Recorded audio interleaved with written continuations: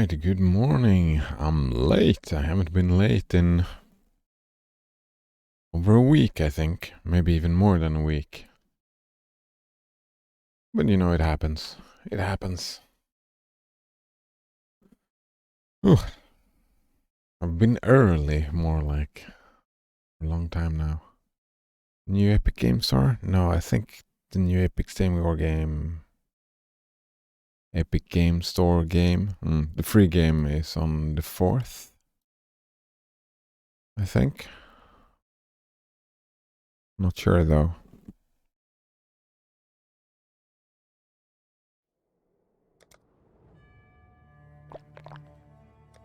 Oh man, I lost all my XP yesterday. Yeah, well, not all of it, but I lost a lot of it. Shit happens. Shit happens. What are we doing today? Just mapping? Probably. I mean, I could run for that, I suppose. Alright, why did I get so... Oh, look at all that evasion. Resistances, I don't think this has any resistances, no. A little bit higher life.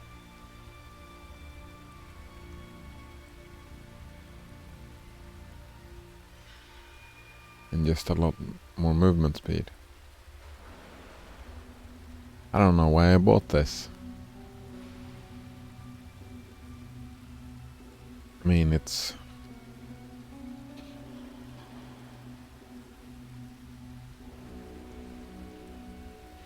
has a little bit more life. Oh, like it does have cold resists. But this has cold resists as well. I mean, like I go from no evasion to a lot of evasion, and that is good, I guess. And I'm guessing like a lot of movement speed.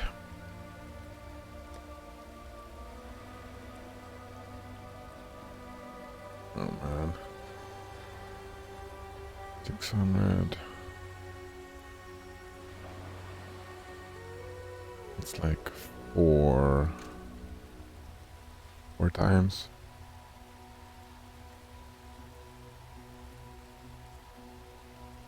Increased movement speed per 600 evasion. Oh, and from this I get another 3. That's 7, and then with all of these it becomes like super high, but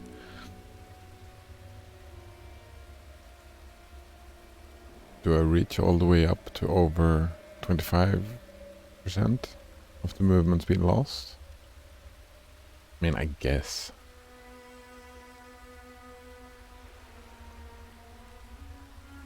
I guess I would reach it.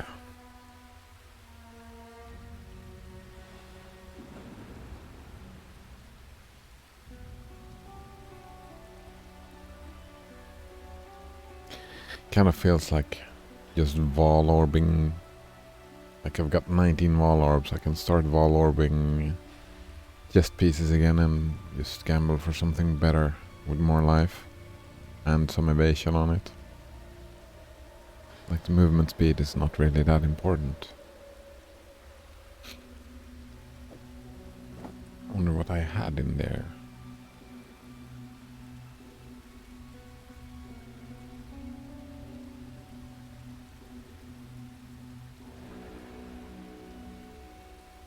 This. Yeah. This is what I had in there.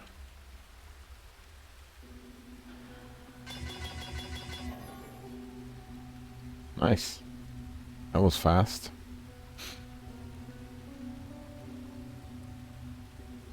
Like, it's not even close to the same amount of evasion.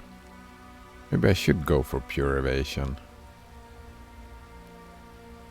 Getting 4 red sockets is... Nah, man. can't.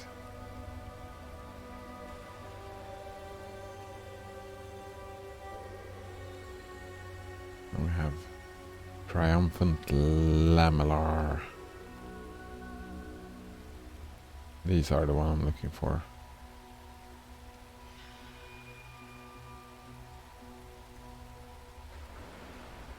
And just pick up more and ball orb them.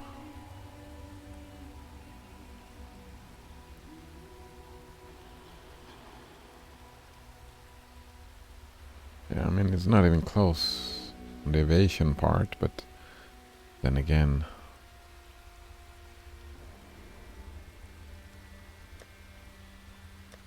let's put this in here. Like, what's this?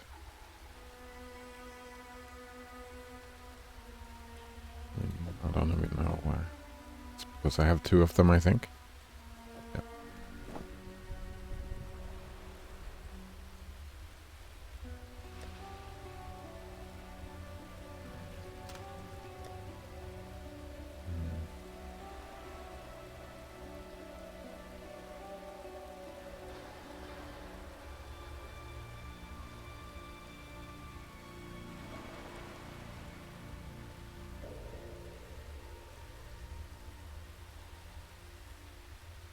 Reflect. Look at all that reflect. Do I even want to go up here now? Doing a tier.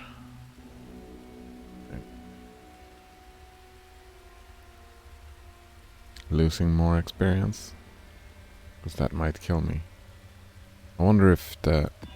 Oh, the Tormented Spirit stick.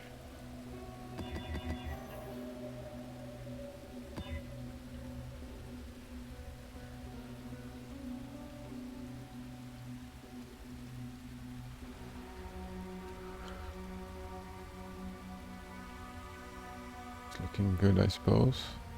Yeah, let's try this. See how it goes. I mean, when I died, it was to that boss. I met her like 3 times. She was twinned, spinning around. Man, I forget her name. What's her name again? Piety. There we go. Her name is Piety.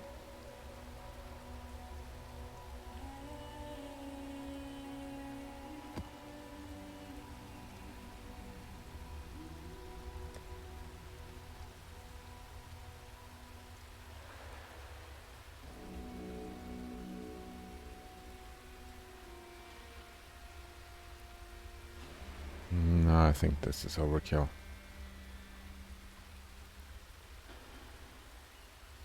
I don't want to do that either. This is probably just fine the way it is. Watchstone level is too low. That's not okay.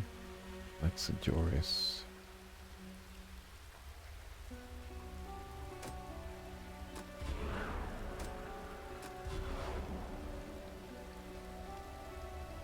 Wait, what? This is a tier 9 map. How can it be too low? Is it because I already have one up? I need to finish this first.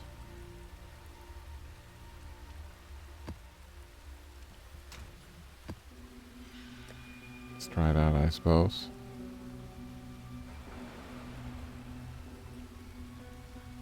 Oh. I don't have any of the maps that I need.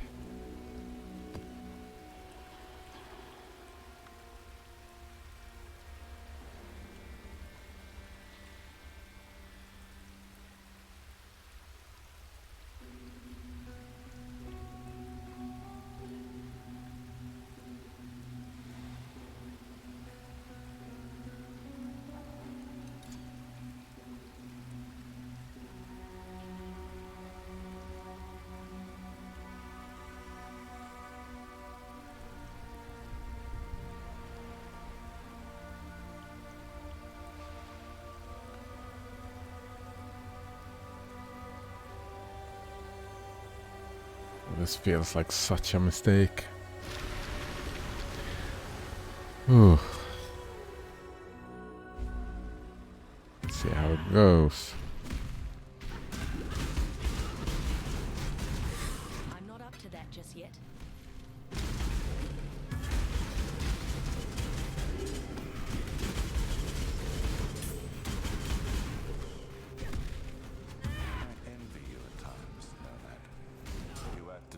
The envoy is envious, eh? Move with purpose to protect a fragile existence. The mind is assaulted by reality, yet it shields itself with hope. A flimsy falsehood that holds the crashing truth of hopelessness all the same.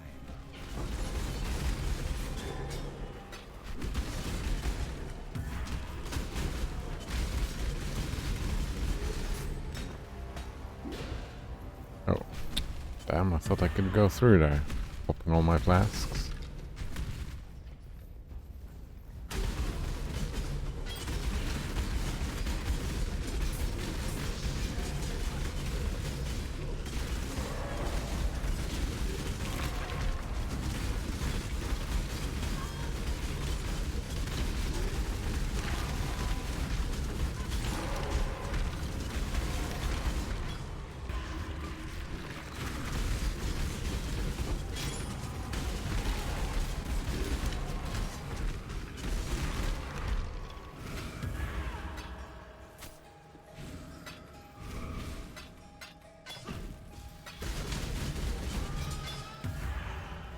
Perfect. Killed him without any apparent issue.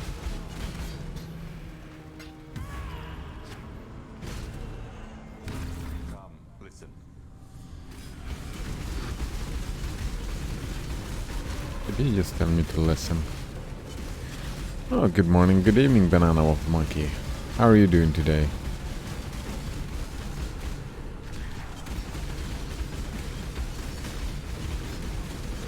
Must be approaching red maps now.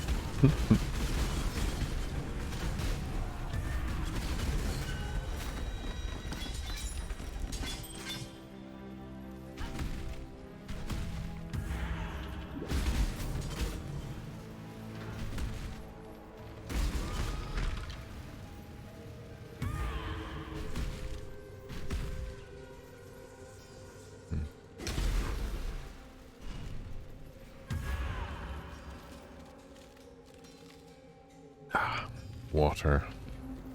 So very tasty.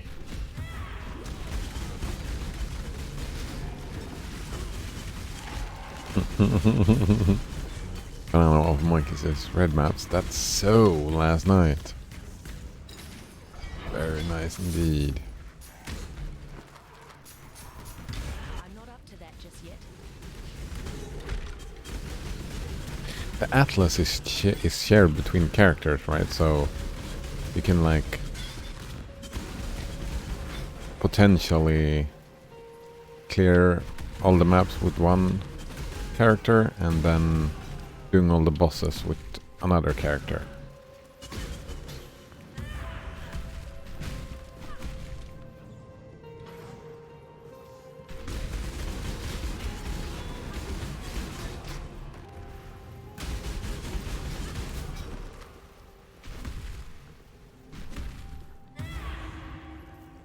What do you have for me? That's lightning. Don't care for that. Nope. Yeah, once you progress initially, says Banana Waffle Monkey, the only limitation is what your build can handle.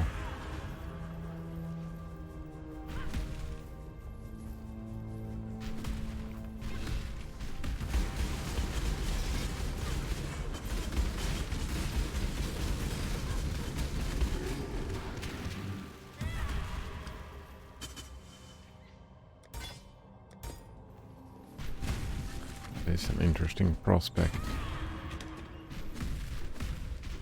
I have a list. Can't stick around in Path of Exile forever.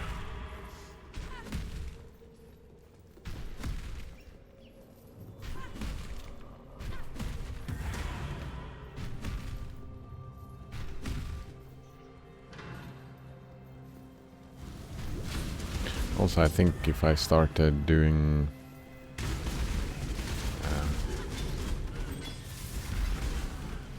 any extra builds with that what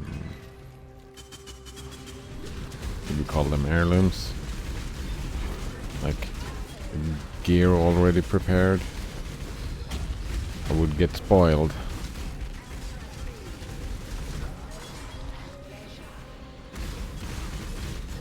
Which would be bad for other other leagues, new leagues. Did I remove these? Maybe I should.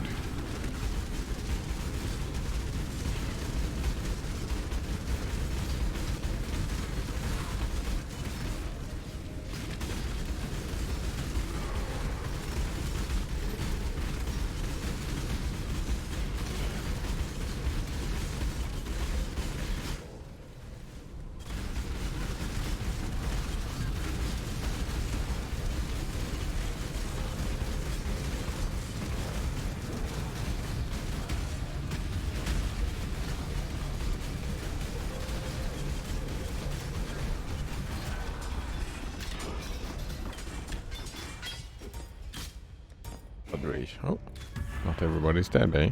I'm not up to that just yet. I'm not attacking them.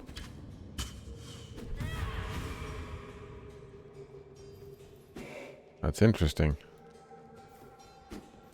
I've got immortal enemies.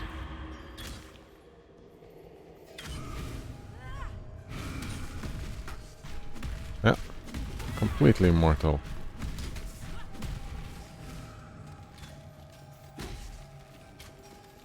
Very strange. Don't think I've seen that before.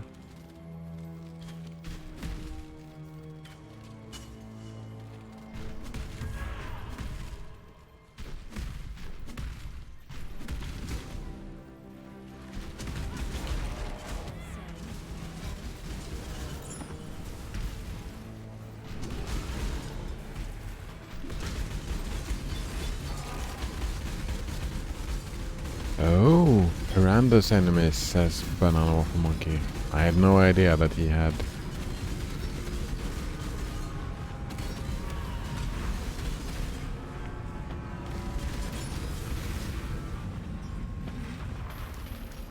Immortal enemies.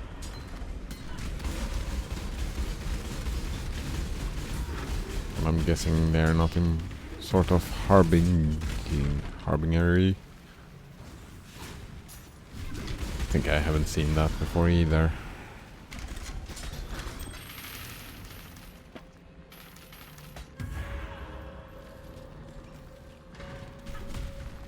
I still see something new every day. I suppose.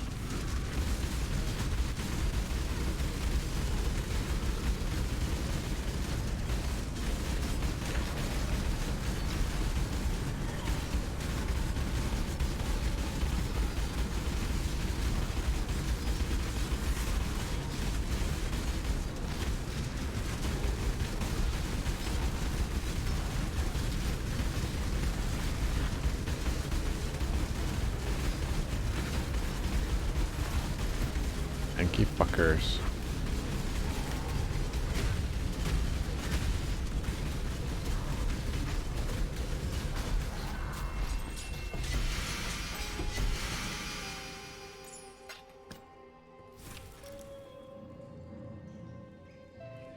What's so special about this amulet? Minions? I don't care about minions. Nico and Sulfite.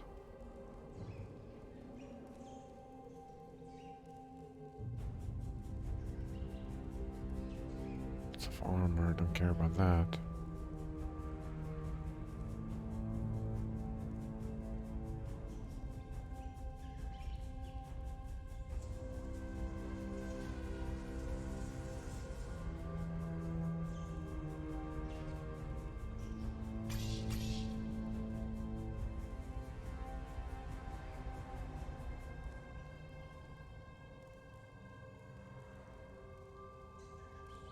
Hmm.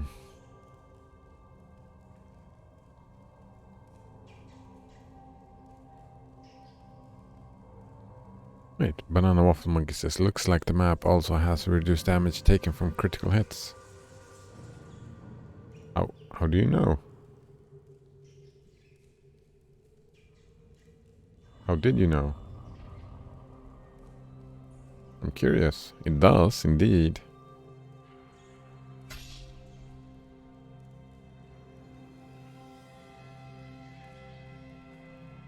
Oh, you did see it on the side, yeah. I did have the map mods. Oh, I thought you had this, like, sixth sense? Like... Or... I could see, oh... He's doing a little bit too little damage. It did make sense to me.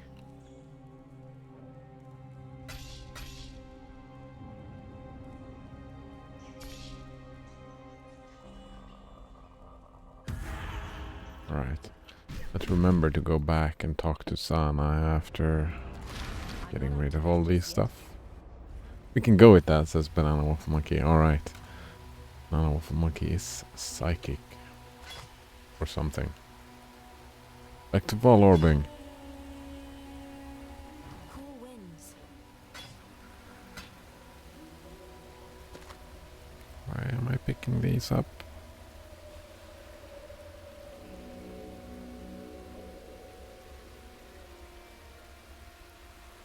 Man. This is not a perfect helmet, but it's close enough that it won't be replaced.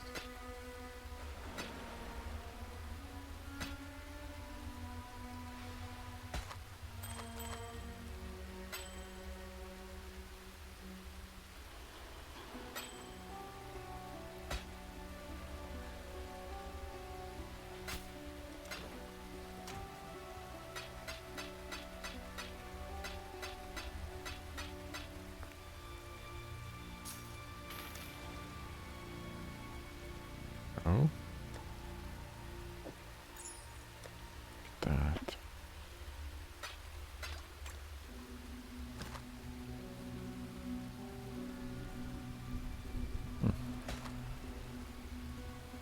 Cool winds.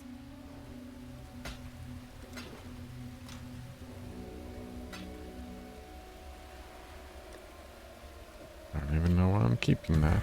Doesn't make any sense to me.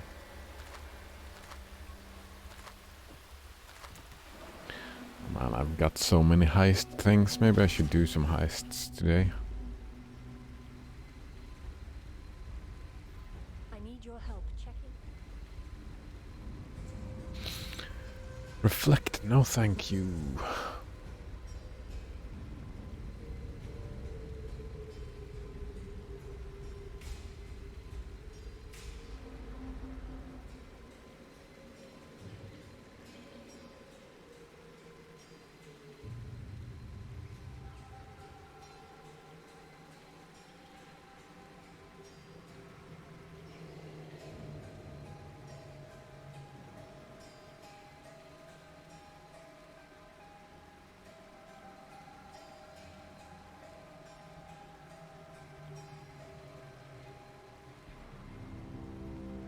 I'm guessing that's it. Let's find a divination card. Also, this connection appears to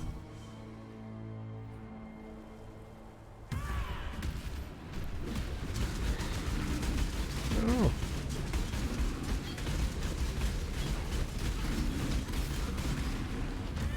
Oh, that was it, wasn't it?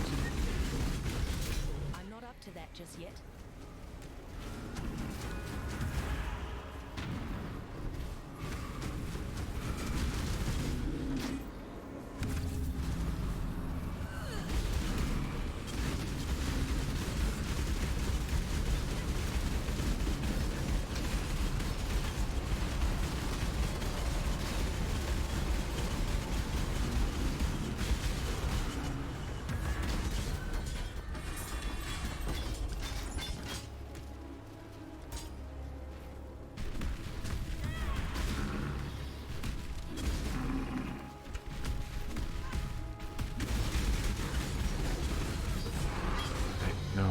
don't think I want to do spending the Val Orbs on chest pieces. You need to do it on the maps, right?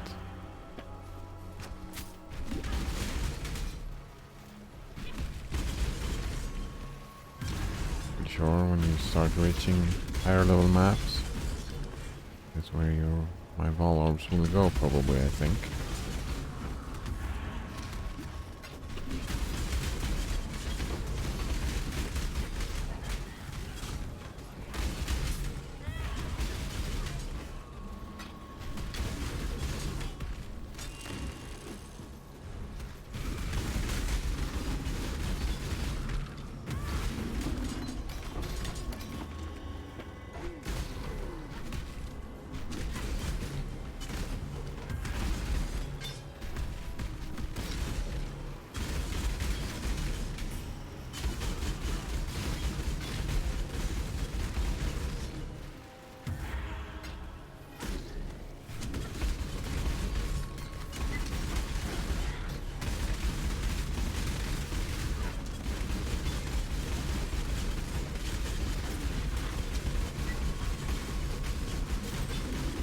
So many enemies all over the place.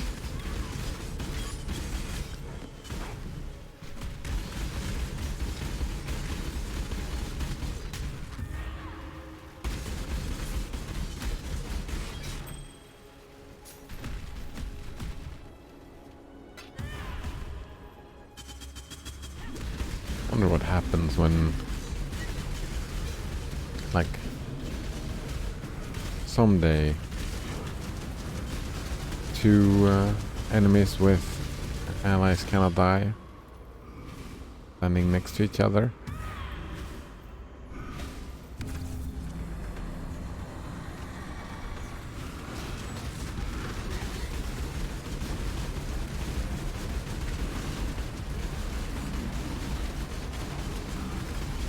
Banana Waffle Monkey would cry. That is what would happen.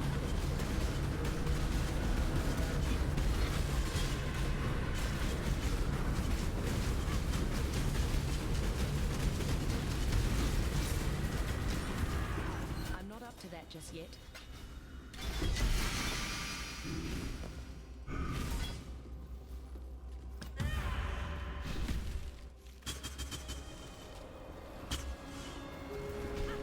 And it feels like a thing that they probably, when they first started having enemies with allies cannot die,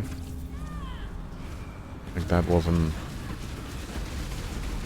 oversight that probably did happen, you know? And then they like programmed into the game, like they can't be this and this close to each other. You know, still that one could imagine that you would get other use cases. I had noticed until now that if you rush to the boss and then go back and do the rituals, the boss will show up in all the rituals. I had totally missed that bit.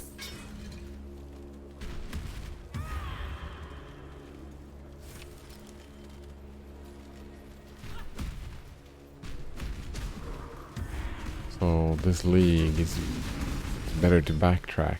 It's better to first do the whole map and then run back and do all the rituals. That's a bit annoying, right?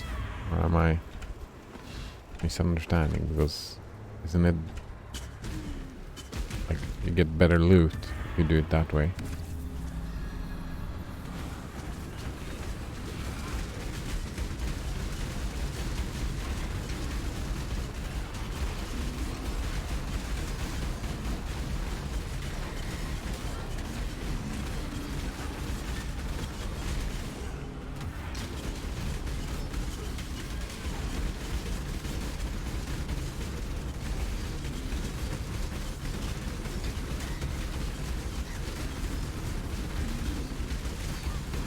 There is. Gee, I mean, that? That's 1, 2, 3. This is the 4th time I killed the boss in this map. It's gotta be value, right?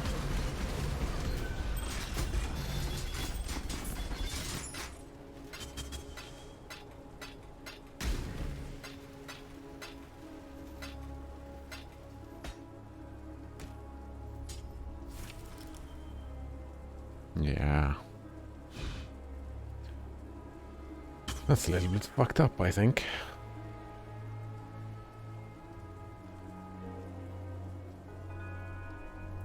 Attack speed, crit chance, evasion. Rarity of items found, increased movement speed, reduced character size. Man, this helm is not too shabby.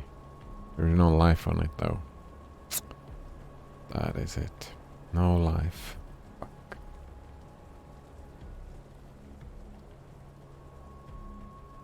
Banana Waffle Monkey says that I think it's good for milking tribute. Yeah, indeed. And I mean, just the drops. Milking tribute and getting better drops.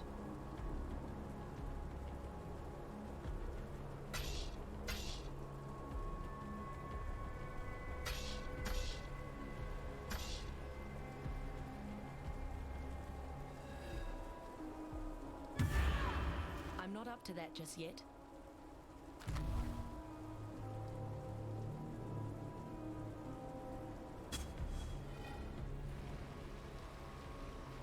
I think we're on the brink of a breakthrough.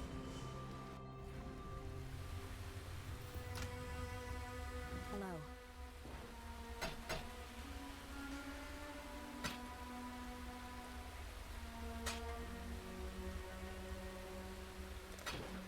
Blessings.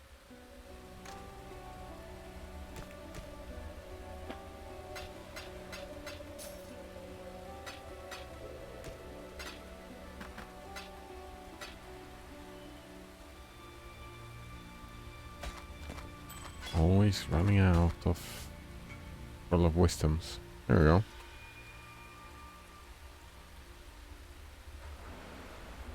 Banana Waffle Monkey decided that he lost enough gambling last night. Oh, the game finally decided that he lost enough gambling last night and gave him a tailwind finally. It's tailwind then? Crab's Titan Greaves of the Hunt. Adds a lot of fire damage if you've killed recently. That is very nice. Is that tailwind? No, here we go. You have tailwind if you have dealt a critical strike recently. Man, we've looked at tailwind before. Increased stun and block recovery and increased armor. Well, it's a crafting base, I suppose. Move you out of the way and check.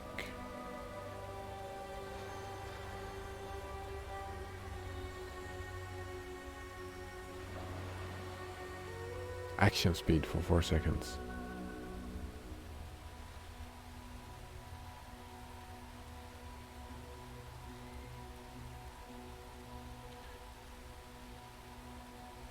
Banana Waffle Monkey says if he gets another pair of boots. Oh, the prefix doesn't matter. If he gets another pair of boots with the Conqueror mod, he can awaken orbit. Awaken orb? Awaken. What? It was right there. Where did it go? There we go. Awakener's orb. Destroys items. The item and allow the player to apply the item's influence to another item of the same class.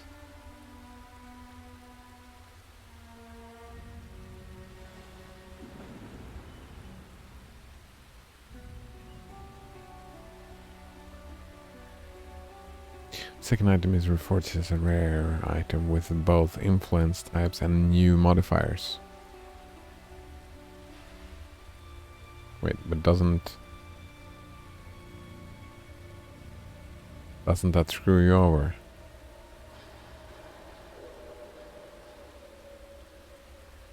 Like if you do the awaken, you lose the tailwind, no?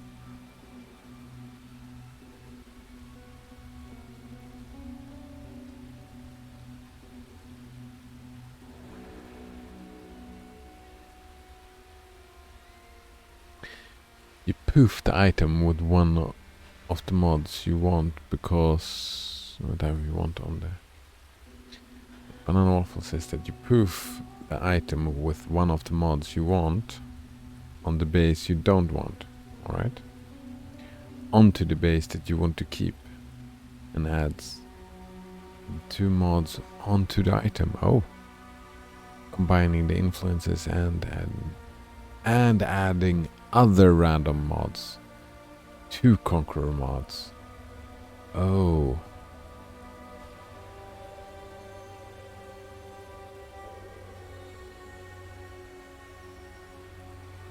Both influences and new modifiers. It's not replacing, it's a new as an extra.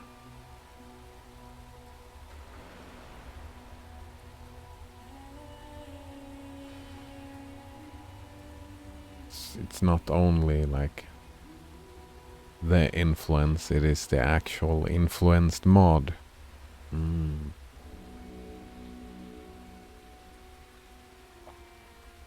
Yeah, 2 Conqueror mods. Alright, I understand. That is some high tier shit.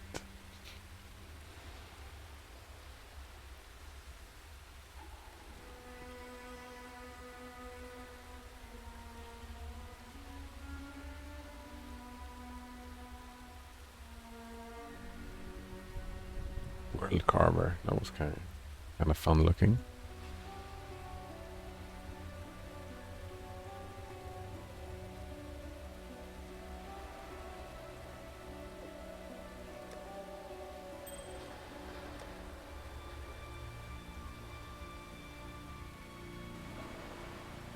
Exile?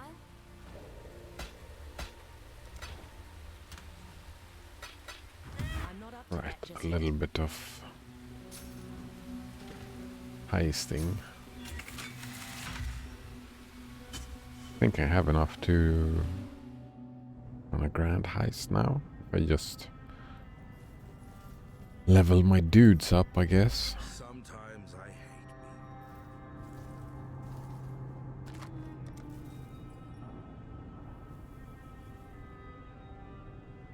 Just keep me alive. I'll do the rest.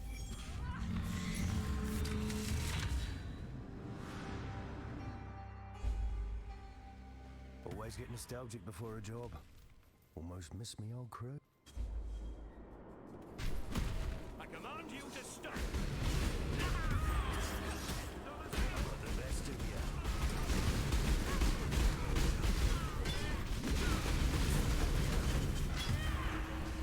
This'll be quick.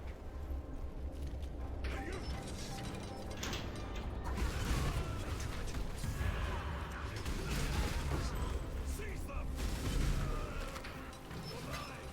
Stay out of it.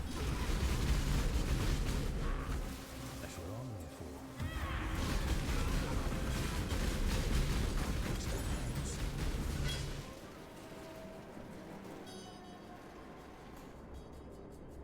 Ooh.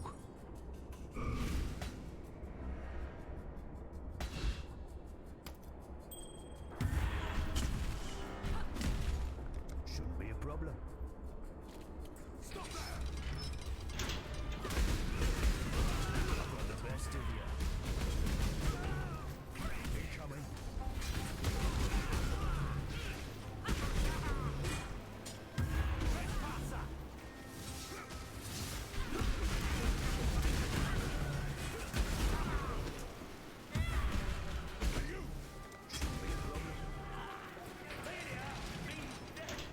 Wasn't worth it, was it? Go on. This'll be quick. I was out walking on the ice again yesterday on the lake. It was a good time.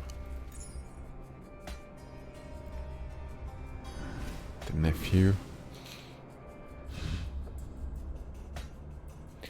Well, it was quite alright. The lake was more frozen than it was the last time we were out there, so we didn't have to be as... I didn't have to be as frightened. However, it has been snowing quite a bit, so it was not like clear ice, it was mostly just snow. Patches. Patches of ice. I'm not up to that just yet. So it was safer and also not as cool. Still fun though. Found a duck. It was super weird. Like, the fuck are you doing here? Isn't it too cold? Shouldn't you be somewhere else? He seemed super hungry as well because he came up and started biting my shoe, which was kind of fun. Unfortunately, we didn't have anything with us, so we couldn't feed it. We scoured the car for like anything.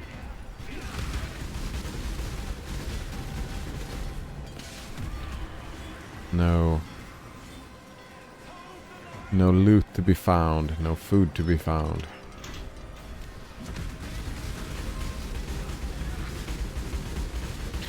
Look at that. Oh. I think he had a good time as well. The nephew, I mean. It's a little bit hard to read sometimes.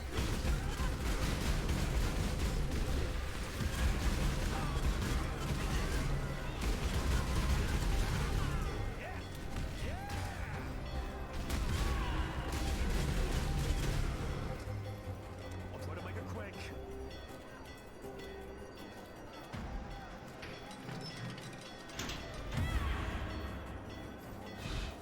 On it.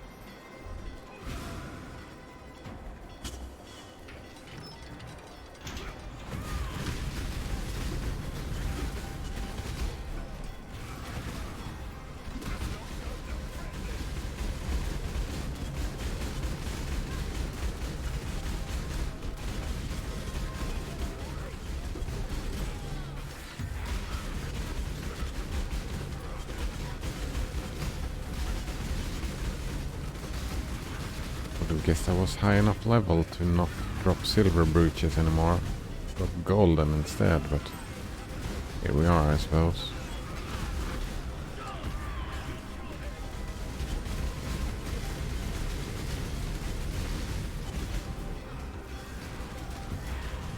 Oh, good morning, good evening, Stellifina. Nice to see you again. How are you today?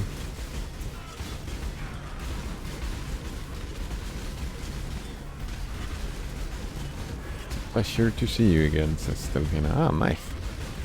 Nice. Thanks. She's doing wonderful. How about me? I'm not up to that just yet. Oh, I'm doing really well. I've had... woke up this morning to a lot of...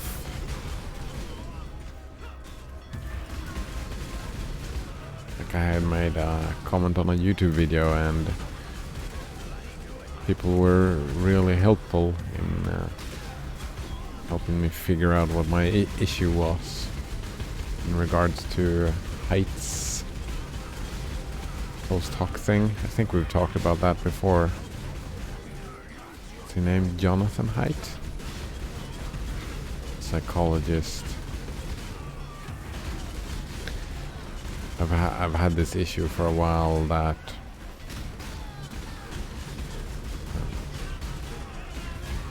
he's put a lot of focus on moral judgment and them being post hoc, after the fact. Like, we rationalize our own behavior, he says. And those rationalizations are just that. It just happened after, and I had read into that he and whoever agreed with him felt that Therefore, rationalizations are useless. But I had a lot of people helping me figure out my mistake in my thinking there. I made a false dichotomy, it seems, and that they are not mutually exclusive. I haven't read Height myself, so I've just heard it like on a surface level. And it's always, I always enjoy when I learn something new.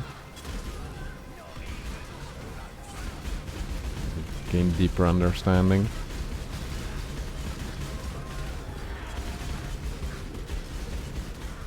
I'm surprised, like a lot of people often say that people on the internet are rude and mean, like in YouTube comments.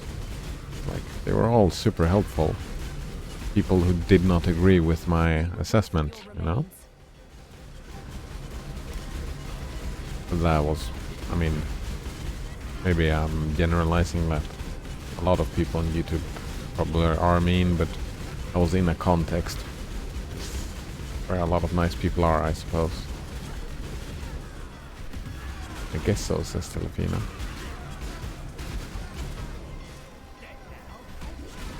Banana Waffle Monkey says it definitely can facilitate trolling. But people were assholes before the internet. Agreed. Telefina says, yeah, a lot of people are compelled to comment out of strong emotions, especially anger. That's exactly what Height. That's a difficult to pronounce name. He would agree with you there.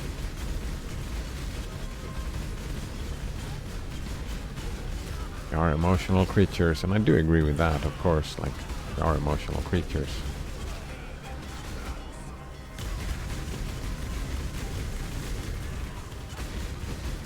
Banana Waffle Monkey says it's just hyper efficient assholery with anonymity. Oh man. Anonymity. There we go. Actually, let's get out. Oh, he does it again. Can anyone stop him? Celefina says that people normally wouldn't be this direct if it wasn't for the anonymity of the internet. I agree. Yeah, I agree. I still find anonymity to be, well, really aren't anonymous. Like, just you're talking to a stranger and to them could be considered anonymous, but like you leave a record behind you, so you aren't really anonymous. Nice dog. Oh yes, indeed. Oh man. Dude, keep it outside. Wait, we are outside. Right? Yeah, we are outside. So that's fine. Banana Waffle Monkey says anomalous, anonymous, anemone economy. Well, that was easy. I don't know what you're talking about. I think I mispronounced anemone. I don't know what that is. I thought it was the fish first, Nemo, right? But I don't know. Oh, nice, a carnage heart. This Banana Waffle Monkey. This? What is the carnage heart?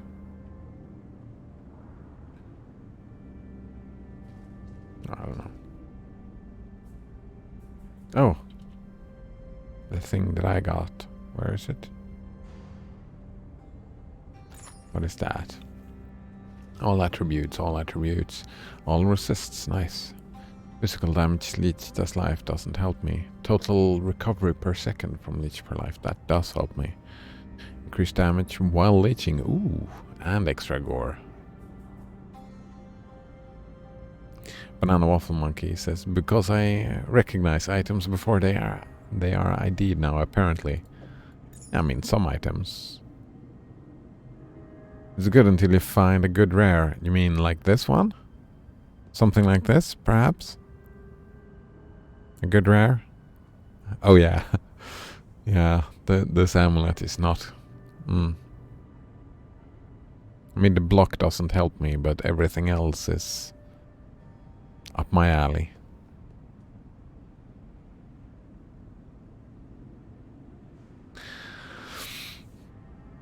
Actually, we were talking about yesterday.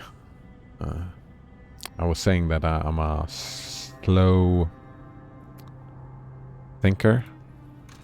Not a bad thinker, just a slow thinker. It takes time for me to figure stuff out. And I was thinking about your questions yesterday, Stelfina. And I figured out like one of the main reasons.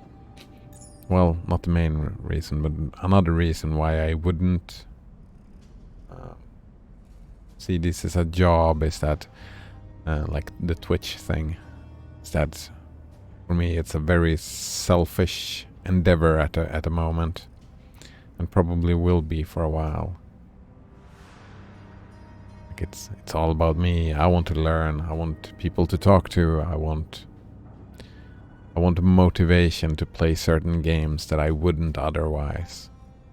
Like Everlasting Summer, like if it wasn't for this context, I would have bounced off that a long time ago. Probably wouldn't even have started with visuals novels.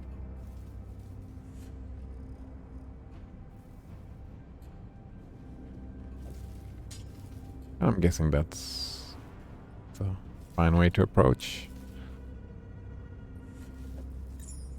like my goals. Find something to sell? Many thanks, Exile. Bye.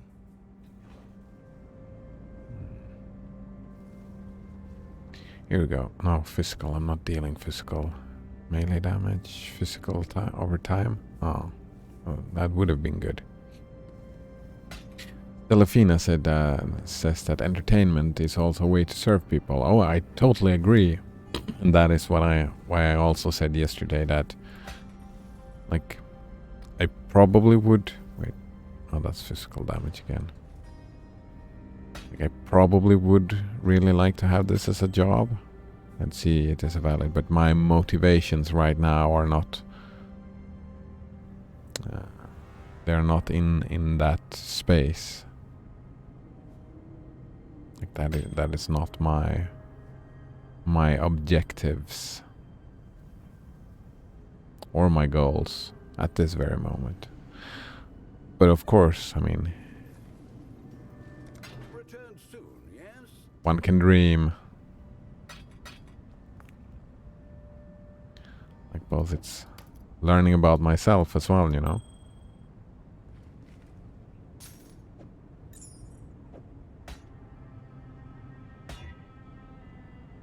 Ooh. That is a nice jewel. Banana Waffle Monkey says, I'd love to do this as a job, but I don't like the idea of marketing or commoditizing myself. Yeah, we've been looking into that a little bit earlier, I know, Banana Waffle Monkey. Commoditizing oneself? I think that is one of the reasons that I have my motivation as I do, because I don't enjoy that type of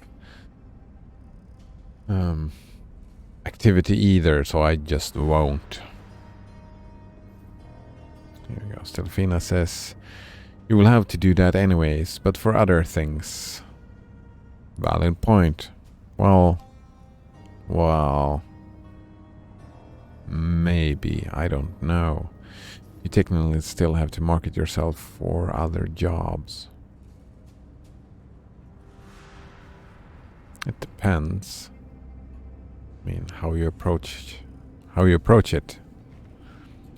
Here we go. None of Monkey links a contract. Heart of Glory familial contract. Didn't do much heist. So I didn't know these could be unique. No, I didn't know that either.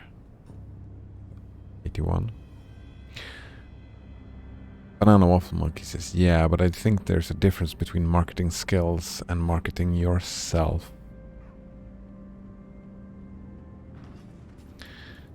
And I mean, I have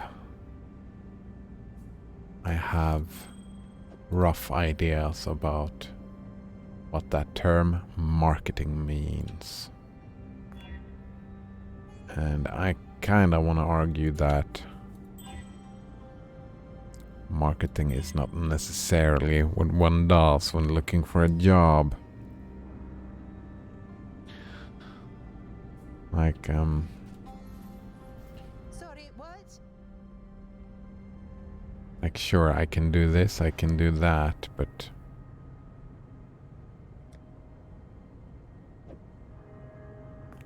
I don't know. Is it really marketing? Marketing for me is like commercials on the TV or trying to manipulate people. To me, there is for me, there's an inherent dishonesty within marketing. Maybe that's just my biases. Probably just my biases. Because I fucking hate commercials. And that whole industry, I don't like it. It's manipulating people not for the betterment of society or those people. It's just to generate more income, and there are many examples of that being a bad thing. Well, not a bad thing, but there are many situations where I don't like the consequences. There we go. Celefina says you aren't necessarily marketing yourself as a creator, you're marketing content. If you don't make content that people find valuable, you will only get so far, says Celefina. Yeah. There we go, that's the motivational question, right? Where do you want to go?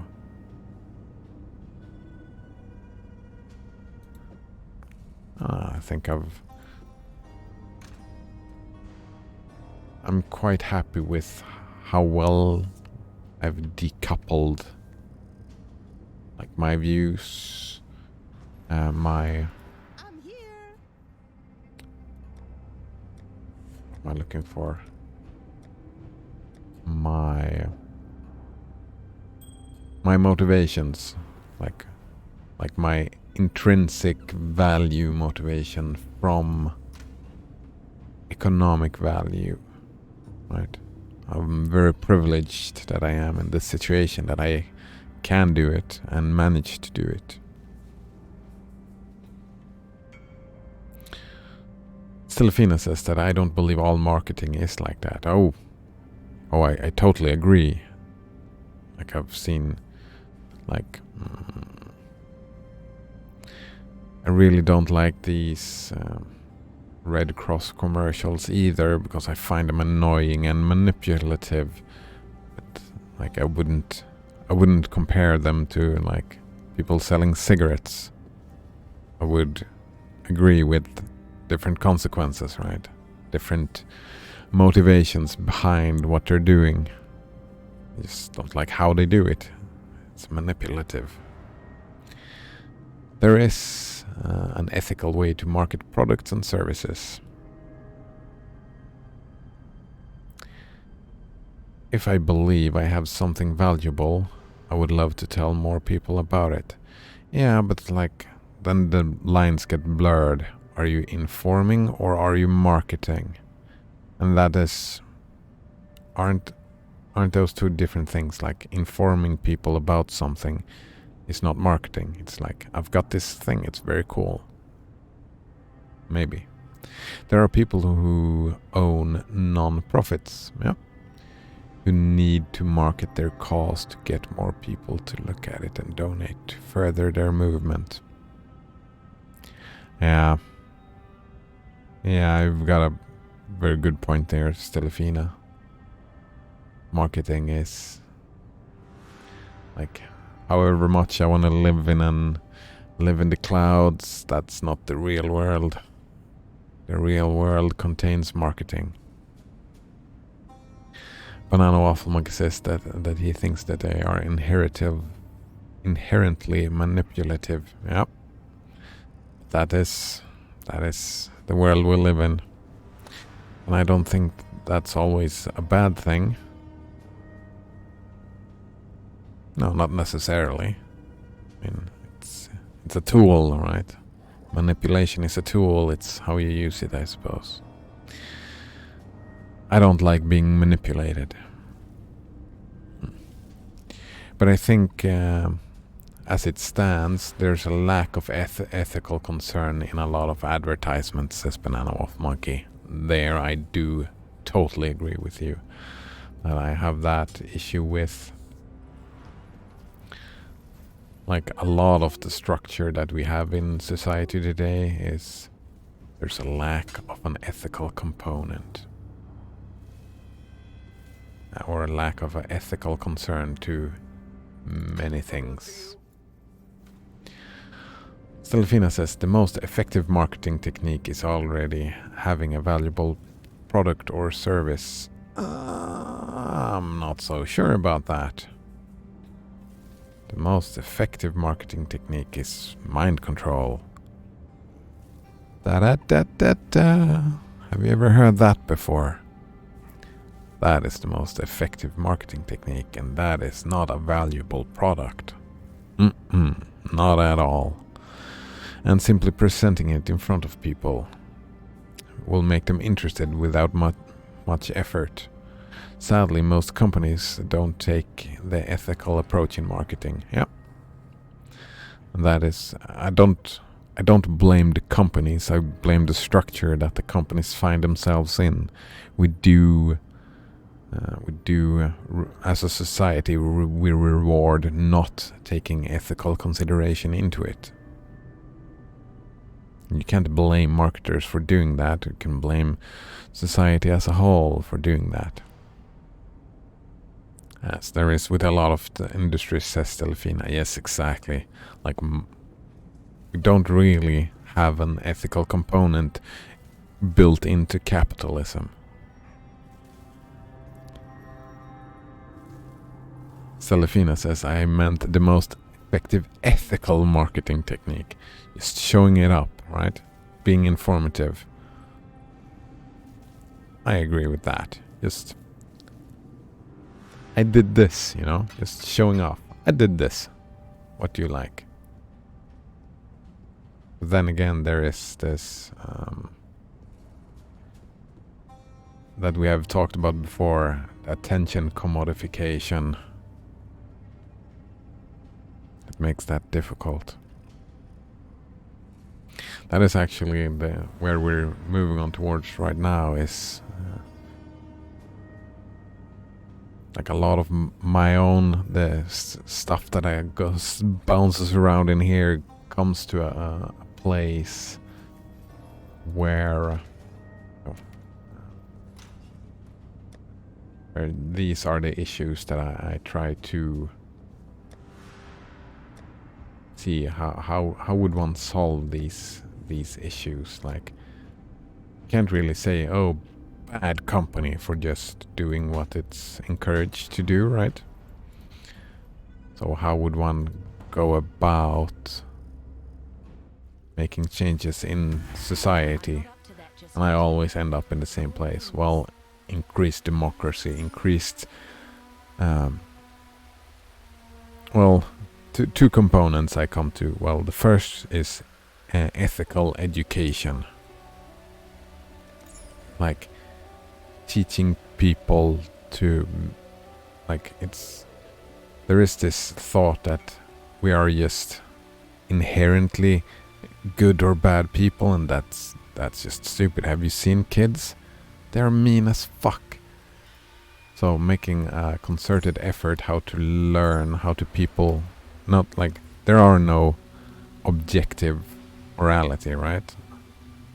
But we can teach people about how to make up their own mind. We can teach them methodology and the value of making up your own mind. You can teach that in schools. That is one part of it, like increasing democracy, having people being more involved.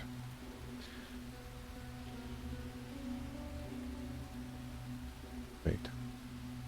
Banana Waffle Monkey says, okay, I'll lie. I've never seen this one before. Wait, what? What's this? The fledgling.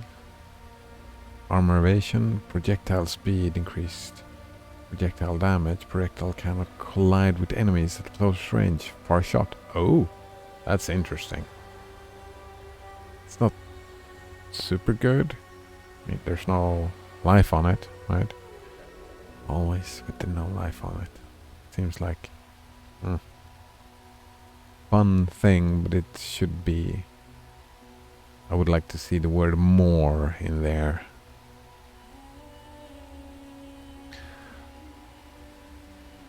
Democracy has its flaws too, says Stelifina. Oh, right. I haven't given my.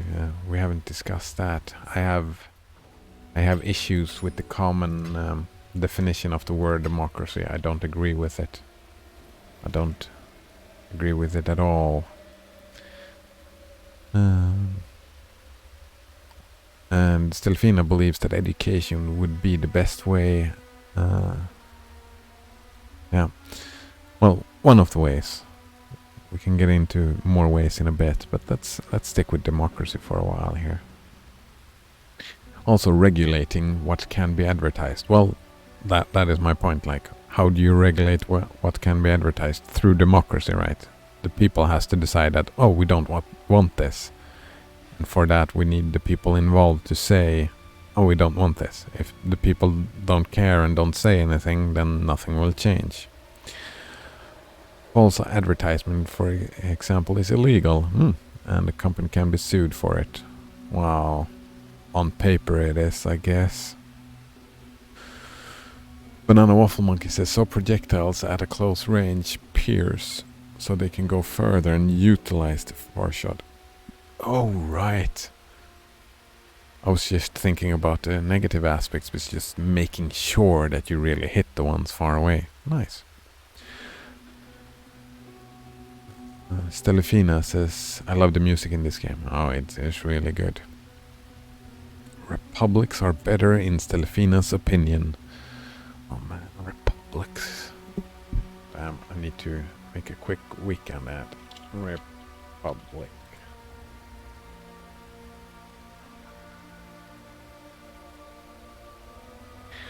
Republic is a form of government in which power is held by the people and their elected representatives. Oh, I don't like that at all.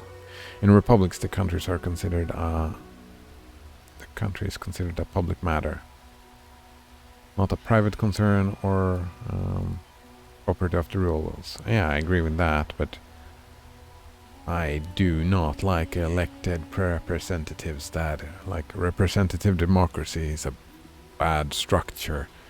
It leads to popularity contests, and we get people who are, to quote Douglas, to paraphrase Douglas Adams, any person who are able to make themselves become elected as presidents should under no account be allowed to have the job. Popularity contests. Seyfod Beeblebrock's the worst president ever. Very similar to the one you recently had. Up until recently had. The OST producers, says Banana Waffle Monkey, original soundtrack producers are the most loved staff members by the community. Oh, and it's a meme that the devs must hate him at league launches because the devs get all the flack for any bugs, oversights and crashes, and the OST producers get all the praise. Nice. And Far Shot got buffed, yeah. It's up to 60% more damage now, I believe. Oh, that is nice. Stelifina says, that is a bad definition right there on Wikipedia. Is this not a republic? Alright. Banana Waffle Monkey says, can have a Wikipedia page editing stream. Oh. Well, I mean, I wouldn't presume to, like, I disagree with the definition of democracy, right? I wouldn't really presume to edit it because I do, like, most people agree with it, which means I'm the outline, and if I'm the outline, then my definition is not what is. I need, like, for the change to be in Wikipedia, I would argue that I would need to convince the rest of the world to join me in my definitions. So I don't think I would be a very good Wikipedia editor. Maybe like in philosophy, where I can be, probably not in political matters, because my biases would shine through too well, I think. Selfina says different groups with opinions will still have a voice even when they are a minority in a republic. What is your definition of democracy, she asks. Yeah, but then, like, isn't what you're doing and what we're doing in Sweden, aren't we doing a republic?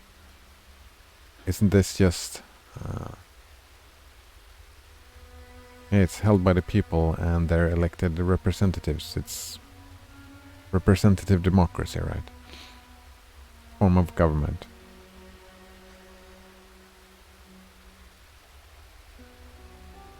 Alright, so let's go into my here. Democracy here, what Wikipedia states, is that it is a form of government. Wait, before we go into this, Delfina says the people choose someone to represent them, and then their representatives gives their group a voice. Yeah, and exactly. I don't like that at all. I think that is what usually a qualified person. Yeah, and I'm saying that system leads to not qualified people ending up in those representative positions. And we can get into that, because how I view democracy is connected to all this. In a pure democracy, the majority rules, says Delfina. Well, democracy come in different forms, like what we're talking about. In my mind, this here republic is a representative democracy where we elect people, and that is what we do in Sweden today. I think what you say in a pure democracy is what we would call a direct democracy, and that is where the public votes on everything, where everybody votes on everything. Pretty much is the idea then, and so that is the majority rule on everything. But there is also like what the fuck, I don't remember. What is that called? There are many types of ways to do this, right? The minority loses in a democracy. Well, I mean, perhaps if you want to use like win and lose terminology, I don't know if I would want to do that. But there is also like a discourse democracy where people vote on the best arguments. Yeah, there we go. Argumentative democracy, I think it's called. Like we do discourse, arguments, and then we say, well, I have to concede that this argument is the best argument, even though I don't agree with the views, right? That's a different type of possible democracy. You can have many different types of democracy, where republic is one of them. Read Aristotle's analysis on democracy. I mean, Aristotle was a long time ago. We can get into that, but first let me see, just point out where I disagree with the... Here we go. Delfina says, I don't agree with them too much, honestly. People are too biased and arguments can be manipulated. Yeah. I don't say that one or another is a better... I know a republic, right? Because that's, well, representative democracy, because that's what I live in. That's what I know most about. I'm just saying that there are other ways. But for me, the word democracy in itself, like, what is it? It is here defined as a form of government in which the people have the authority of choosing their governing legislators. So this here is this focus on a form of government, like it's a system, right? Democracy is a system, which implies that democracy is something that we as humans invented. It implies this. I mean, I wouldn't even agree with that part, because this is looking at representative democracy again, but I mean, still, there are other types of democracy, but my point is that democracy is how any groups of living beings that live together, it's how they make decisions as a group. Like if you look at a group of whatever animal you want to take, a group of monkeys or whatever, no matter what happens, like if like the leader, if there is an hierarchy, it doesn't need to be an hierarchy, but like if you have a leader that makes a lot of decisions that the population do not like, something will happen. Maybe someone will challenge and kill the leader and become the new leader. Maybe there will be a group breaking off from the original group and creating their own groups with hookers and blackjack, you know? I would say that democracy in itself is like, no matter what form of government you use, democracy is in place. Like the people are always in control. Like we can manipulate and mind, manipulate people into thinking in certain ways. But like throughout all of history, like the French Revolution could have happened at any point. People did accept the form of government that they had, and therefore it continued. But if they wouldn't have, then the form of government would have changed.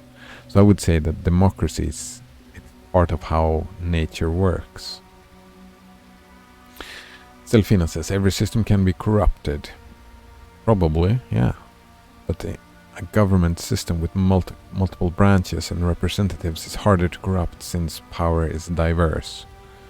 Selfina says that definition makes sense.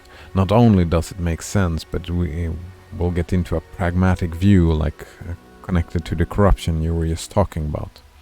The majority of people will always rule somehow at some point. Yeah, exactly. Like even in a dictatorship, it's like there is a threshold of pain. When you reach that threshold of pain for enough people, it doesn't even have to be the majority, probably the majority. I'm not sure about my definition here, but at some point the people says, this is fucked, let's stop doing this. And then the group of people like will stop doing that, right? So, and that is like every system can be corrupt, and that is one problem I have with this very definition of democracy, is that then when we try to evaluate how good are we at democracy, well, we look at the form of government, we look at the politicians, how corrupt are they? That is how we evaluate democracy. And that is like my pragmatic, my big point of like why I think it's so important to change one's views of democracy, is because with my perspective, how do we evaluate democracy? We look at the people. How involved are the people in making the decisions? That is, to me, the best way to evaluate democracy. And evaluating, because like in a lot of democracy, like evaluation, Sweden often comes as somewhere at the top, like because we have so little corruption. Well, maybe we have more now, but they only look at the politicians. Look at the people. The people are not involved. Most people, like, we throw a vote once every 4 years, and most people don't really think about it or are involved in it in any way. Most people just throw their vote based on who their parents voted for. Like, based on psychological connections with their parents. Either they vote on the same party, or They vote the complete different, like the complete opposite, but it's still based on what the parents did, right? And I would argue that that is not very involved. That is not a very strong democracy, because the people are not involved. There we go. Stelfina says, it may take decades or even hundreds of years though. Yeah, indeed. It's like, as I said, there's a pain threshold. Like, if we can look at it like that, like, if they are very good at manipulating the people into accepting what the people, like, the government is doing, if people, the majority accept it, then the majority accept it, and that's democracy, right? Even it doesn't matter how we got to the point, we did get to the point, and the people did accept. And that is why I'm talking about pain thresholds, because the higher the pain like reaches, the more and more people will like stand up. I won't stand for this, they say, and I don't like this. And then the bigger that group of people grows, that changes. So like it can take hundreds of years, yeah. It did take, like before the French Revolution, it took thousands of years before people stood up. And that wasn't, it was like because the pain threshold changed due to people learning to read. Like that was one of the biggest things. People started to read and get more educated, and more people understood that it doesn't have to be like this, and therefore their pain threshold was lowered. That's how I view it, at least. Majority can have the same idea, but if the ruler is powerful enough, he can still control them. Yeah, exactly. Like if you have a super strong military and people would get shot for standing up, then, well, the democratic thing to do would be to just accept what the ruler does, right? So, but I would still consider it democracy, like democracy is being part of living beings.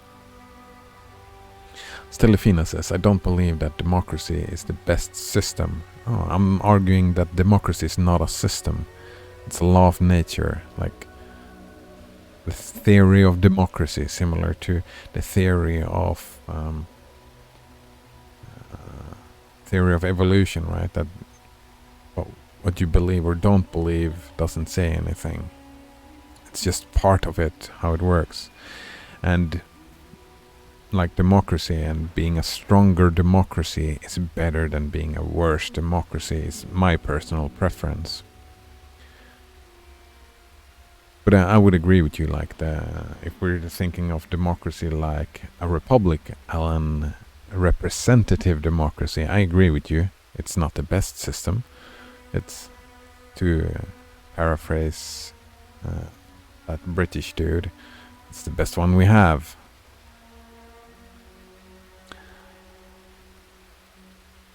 And I don't agree with the rest of your statement either, Stelfina, because she said she doesn't believe it's the best system either, because majority of people can still be wrong. And in ethical matters, ethical and moral matters, there are no right or wrongs. That's not a thing. There are perspectives, and there are people have opinions, but those opinions cannot be right or wrong. Banana Waffle Monkey says that we can partially thank Martin Luther for that one. Man, I missed the context. Damn it. I'm reading slow, thinking slow. That's one of the issues. Thanking Martin Luther for something like this? No. For something. Says the one who stapled his thesis on the door and was like, eat! The people should be able to read. Was it? I heard it was Napoleon that decided that people should be able to read. Maybe not. Maybe it was Martin Luther who... I don't understand. I don't know history very well. Idea history, yes, but actual history, I see, says Stelfina. I meant democracy in general.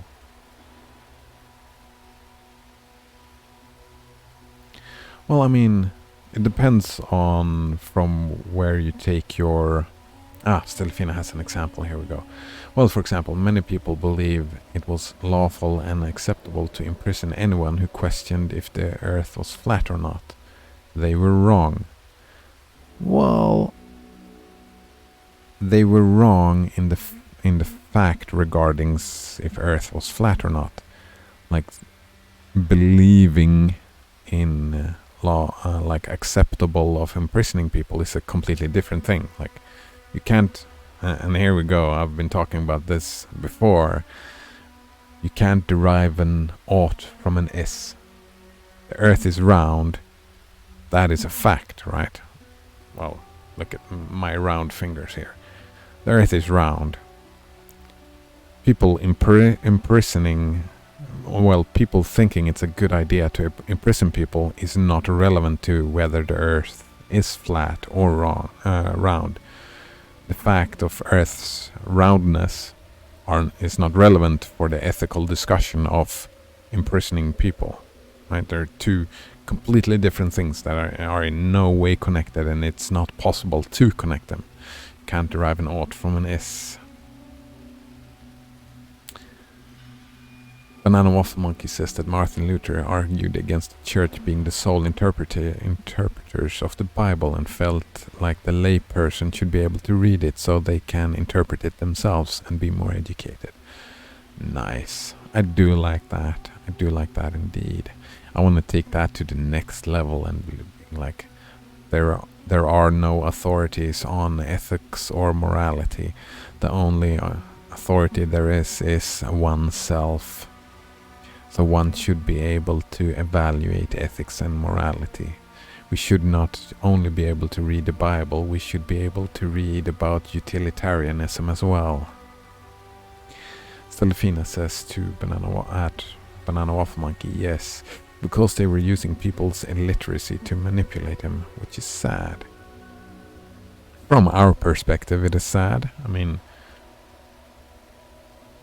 like, for the three of us, for a lot of like current day Christians, from their perspective, it is sad that their interpretation is not written law, right?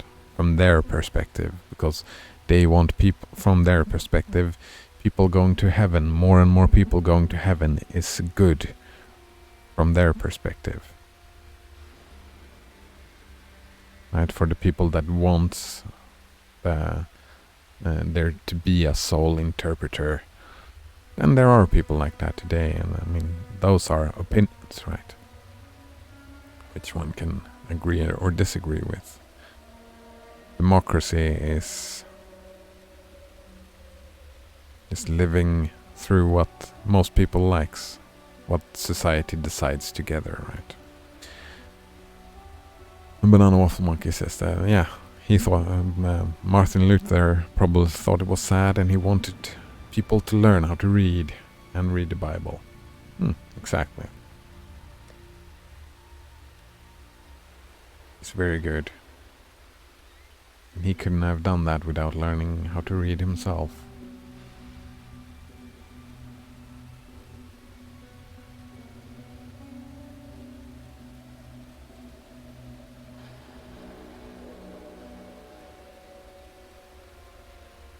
I feel like I've missed... Oh. I feel like we missed something. We skipped over some part of the discussion. Maybe that's just my feelings, though. Or something that I wanted to circle back to, I think, but perhaps not.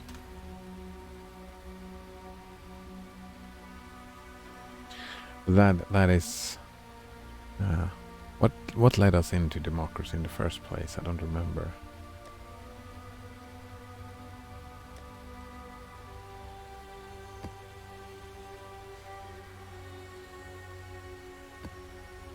Look around us. Oh, let's bring one of these.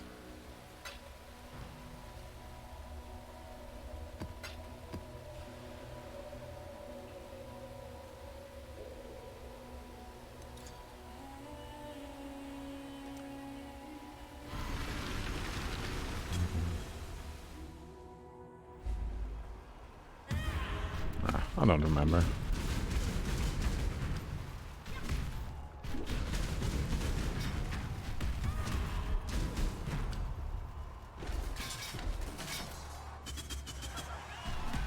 Oh, look at that. 4 beasts just next to each other. Perfect.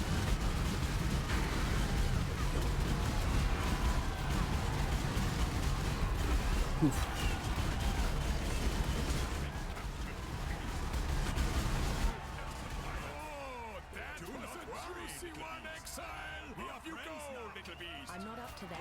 Oh, all the voice lines all at once.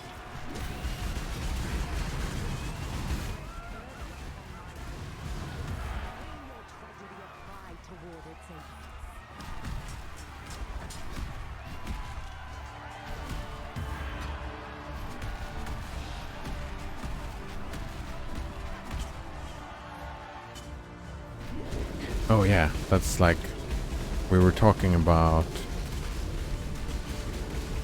I thought the most important, one of the most important political questions, well, or changes to society right now is to teach people to be more ethical in their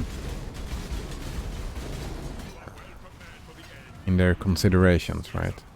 Having ethical considerations, and you reach that point, being more democratically involved is by teaching people how to make up their own minds, right? There we go.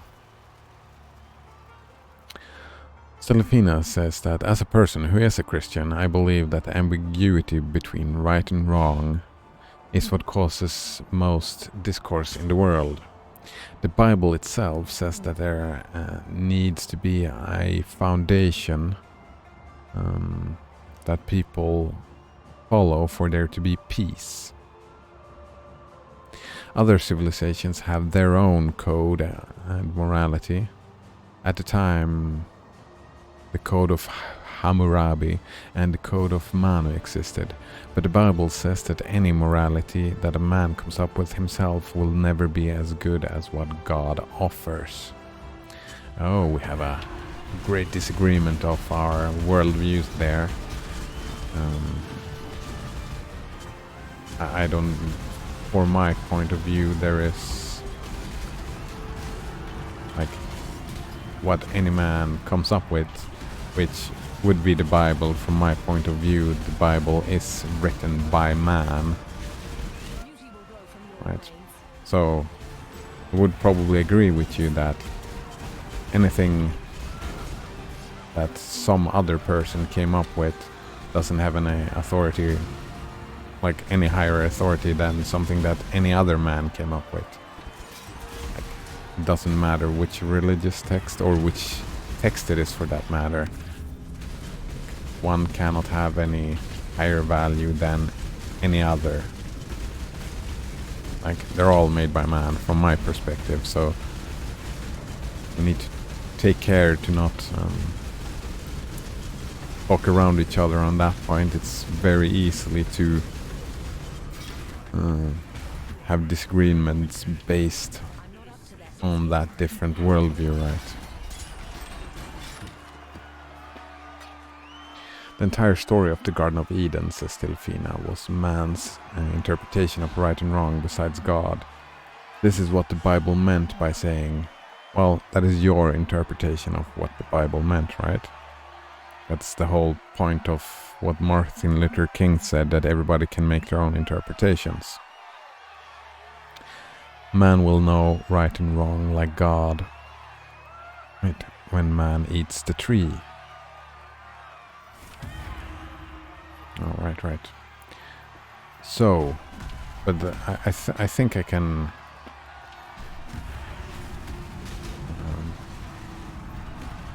let's see. Do you agree, Stelfina, that every person makes their own interpretation of the Bible? Or would you say that there is one interpretation that is the correct one? The Bible is written by man, says Stelfina, but it is written in a span of 5,000 years with people who had very similar experience with God And they all claim it was the Spirit of God that led them to write what they did. People would never lie. Like everything I read on the internet are written by people with similar experience. And they all claim to be crashing my game. They all claim to be right.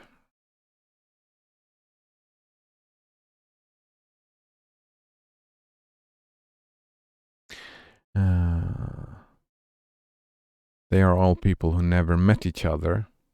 There's a lot of people on the internet who never met each other and had very similar experience, and that is why they were compiled together. Yeah, a lot of people agreed and compiled them together. Like, I wasn't part of that discussion. It wasn't a democratic process. It was more of a... they weren't elected officials. Right? It was just some kings and emperors and stuff like that made those decisions, right? They all agreed to be crashing my game. Yeah, indeed.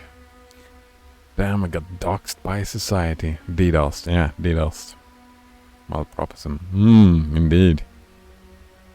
Similar but different. Did I see the jewel you linked? I don't think I did. Can you? No, I did not. I'm quite sure I didn't even. Did not see any jewel that I remember. The internet is not the same as people who met each other in different centuries. Well, I mean, all the people who met each other that compiled the Bible were more similar to each other than maybe some Buddhists living in Tibet, right? There were no Buddhists from Tibet being there compiling the Bible, right? So I would argue that people can be more different in the same time span, because like ideologies and different histories can be greater, even though like... See my point? Increase critical strike chance with cold skills. Oh right, you drink cold, nice. Increase critical strike chance with the elemental skills. Holy shit. Global critical strike chance multiplier. Oh right, very nice. Lightning skills, I mean. You were thinking about doing lightning stuff as well, I suppose. So you could do lightning as well. Oh, wild strike. Although elemental hit you all right there, says Banana Waffle Monkey. Yeah, indeed. Everyone has their own interpretations, says Stellifina. There is a way to read it. The author had a purpose to write it. Many of the meaning is gathered by context of the time period and the language the text was written. And a lot of it got lost in translation and translation. They didn't have any... Like, I wonder how many times the Bible changed from the original text, just from people copying it down from memory and translating it from one language to another, making their own interpretation to the text. I wonder how much has changed over the centuries. The people who compiled the Bible gathered texts that circulated. There were texts that were not included. You should look up how it was put together. It's interesting. I have heard like some things about it. As not a religious person, I'm not up to that just yet. Personally, I don't see a lot of value in that book at all, and I'm not very interested in the book at all, because the basic premises of the books are premises that I don't agree with. They don't mesh with my worldview. Like, my worldview doesn't allow for any gods that takes an interest in the morality of people. That that doesn't make any sense in my worldview. Therefore, any religious text gets. I mean, I can see value in the texts and the ideas, but I'd rather evaluate the values themselves, like the golden rule, for example. That's part of many religions, and I find that very interesting. The golden rule is an interesting idea, but I can evaluate that idea without involving any religious texts, if you understand what I mean. Selfina says we actually have more copies of the Bible than we do of Aristotle and Plato combined. It is the most preserved ancient text of all time. Yeah. Maybe. I saw a documentary about China, and there was this book, a singular book that has been released for 1,000 years, the same copy, and it was a recipe book. Another book was like 700 years. It was a book about how do you deal with retirement, what should you do when you retire. It was like stuff like continue exercising and stuff like that. Super fun. And it's the same, like it's just new editions of the book being released over and over. Oh, did he die? He died. Nice.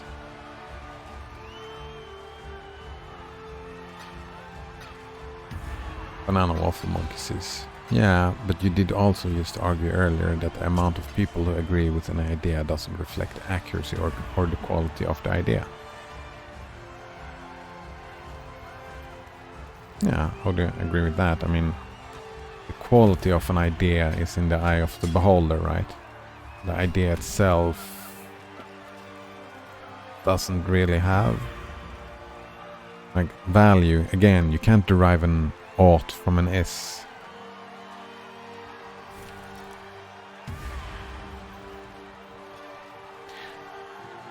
God has given us sovereignty, says Delphina, and you do know that I don't agree with that statement at all. If you would want me to agree with that statement, you would have to argue its validity from a point of view where I could agree with you. Like the Bible is not a source or authority for me, so those arguments they fall flat in the context you are in right now. You believe that he gave you a choice to believe what you want or follow his ideals. It is up to us in the end, says Stelifina. God of the Bible allows us to behave how we like. That is why the tree was in his garden, to give us a choice. Yeah, God was such an asshole in biblical lore. Here. I'll put this tree here. Don't eat from it. I'll send you to endless suffering if you eat from it. I mean, that's a douche move, isn't it? If one would believe in like the religious text, then God becomes an asshole from my point of view. Not he wouldn't become an asshole. I would consider him an asshole. There we go. A majority may not be right all the time, but they can also be right as well. I believe that it's not a good system.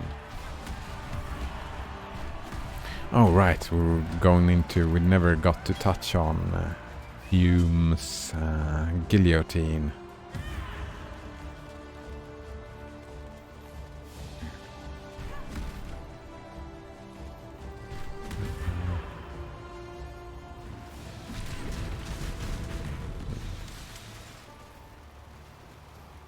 It may sound like that, but I highly recommend a book called Is God a Moral Monster by Paul Copan. Well, it's my opinion, right? It doesn't say anything about God itself. It's just my opinion of the idea of God. Like, I think it doesn't matter which religion you would point at. Like, any creator that cares about our moral well-being would be an asshole. Like, there's cancer, kids dying in cancer. That makes God an asshole. That's my perspective. It's a simple perspective, but nonetheless, it's the one that I keep. Sometimes I like using a simple mind.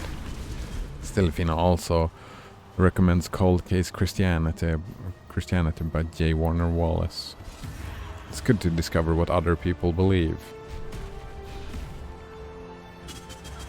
I do agree with that. I mean, other people believes, but like, have you read the Quran? And like theoretical ideas about the Quran. Have you read about Buddhism in a similar way? Like, there are too many books to read, and religious books are not in my interest because I disagree with the whole premise of God's caring about our moral well-being, right? So any book about religion doesn't hold any interest to me. Stelfina says, not exactly. God wanted a world where love exists. In order for love to exist, choice need to exist. Well, that's your interpretation, right?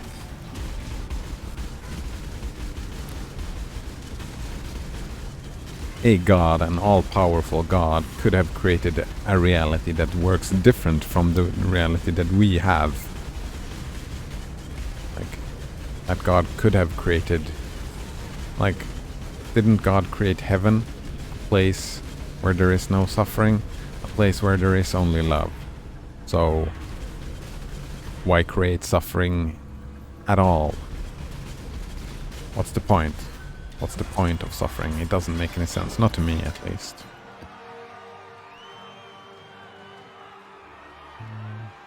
Stelfina says, my family was born in a Muslim country. Right? Well, I highly recommend Is God a Moral Monster? It would be the perfect book for you since it speaks about that exact premise. Yeah, maybe. That's a good idea. We do have a couple of other books on the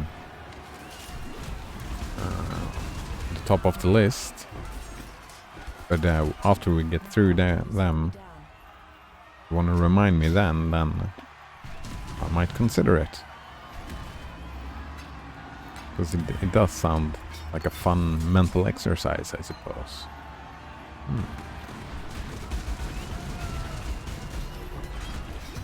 Banana Waffle Monkey asks, they were born in a Muslim country, but did you read the Quran? Oh, I had no idea it was spelled like that.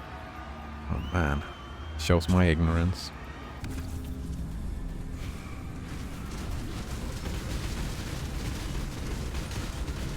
Yeah, but Stelfina says the Garden of Eden was heaven on earth, but we chose not to obey God though. Then my point is, why would God... Like, if God was good or whatnot, or wanted the well-being for his creation, like, why give them the opportunity to disobey? Like, and punish them for the disobeyment? That is a dick move. That is a psychopath move, like controlling people. It's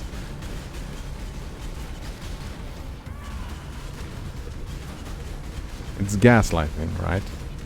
He created them, and they did act according to the way he created them, and then he punished them for acting the way that he created them. I'm not up to that just yet. Right. Am I misunderstanding? I remember I had a similar discussion to a Muslim. He was like, straight away when I said, well, God is an asshole, right? He agreed instantly. Yeah, such an asshole. We serve him. That's the only thing we can do, right? From his perspective, like, either you serve God or eternal torment. That was his perspective, and I found that to be... I like that. Let's see. Stelfina says that they were forced to read the Quran. Yeah, do not like that. Stelfina says that her dad was also forced to teach it as a professor. Yeah. There's multiple ways to spell it, actually. Yeah, there we go. Who the fuck is we? Says Banana Wolf Monkey. I'm not Adam. Well, isn't Adam like a representation story? Like, yeah, humanity, says Telefina. Right. Adam and Eve's story is not a literal story. It's, according to her interpretation, it's a metaphorical story of how humanity left God behind. I don't know. Adam and Eve's story is not a literal story. Adam was a word to describe humanity, and Eve meaning of life. An interpretation of that story. God doesn't send people to hell. Hell is a place where people choose if to go or not, want to be around God. Oh, hell doesn't sound that bad then.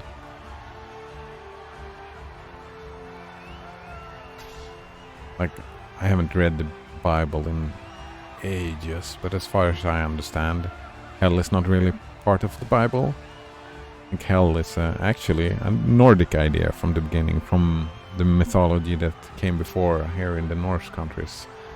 Asatron, with Thor and Odin. Helheim. It's for people who didn't get into Valhalla, they went to Helheim. Hell is not a good place, lol, says Delfina. Well, I mean, you said hell is a place where people choose to go if they do not want to be around God. And personally, you know, I would not want to be around such a God, so I would prefer to go to hell, right? It's a state of mind, and for me, like, you're yucking my yum, it feels like a little bit. If it's a state of mind, then it's my state of mind, and you're saying my state of mind is not a good place to be. I kinda enjoy my state of mind.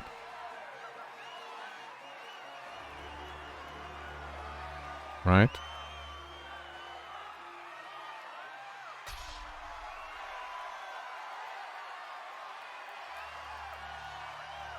Or did I misunderstand?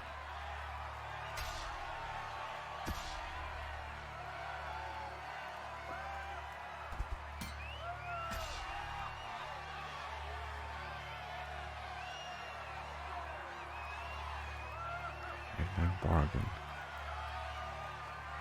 Man, I don't know what any of these do. It just says Sire of Shards. Well, I get shards from this, sure. Night Bargain? I don't know. Oh, thanks, Banana Waffle Monkey. That's a good reminder. Let's visit the menagerie. Stelfina have a perfect representation of what hell versus heaven is like. Ooh, I do not enjoy filling up other people's YouTubes That would only slow me down. on stream. I'm not up to that just yet.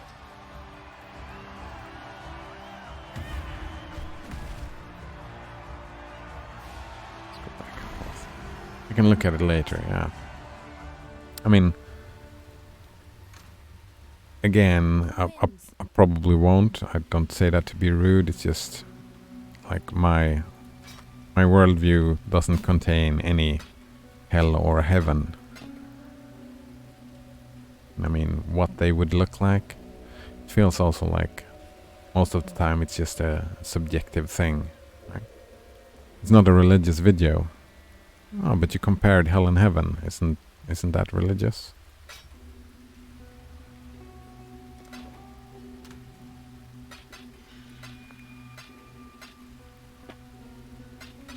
Or maybe it's just looking at different parts of the world. I find it quite interesting, says Telefina. Well, now I just want to see the title, so let me click this. Oh, right. Click this video and see what title is it. The Allegory of the Long Spoons. Based on an ancient story about hunger and sharing, this animated video is part of Caritas, One Human Family Food for All campaign. The Allegory of the Long Spoons teaches us that when we struggle to feed only ourselves, everyone goes hungry. But when we focus on... Wait, I can show it off like this, right? Let's review over here. I mean, we can just read this. I think what it says. It teaches us that when we struggle to feed only ourselves and everyone goes hungry. But when we focus on our neighbor's hunger, we discover there are ways to feed everyone. This seems like propaganda to me.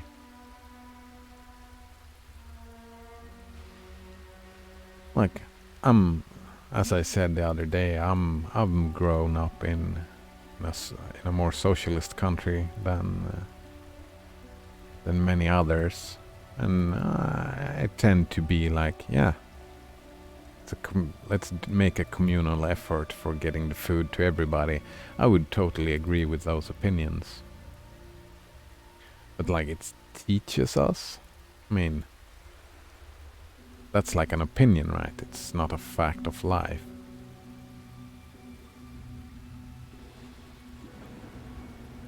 I don't know. I hadn't heard it before now. I'm kind of interested in it, yeah.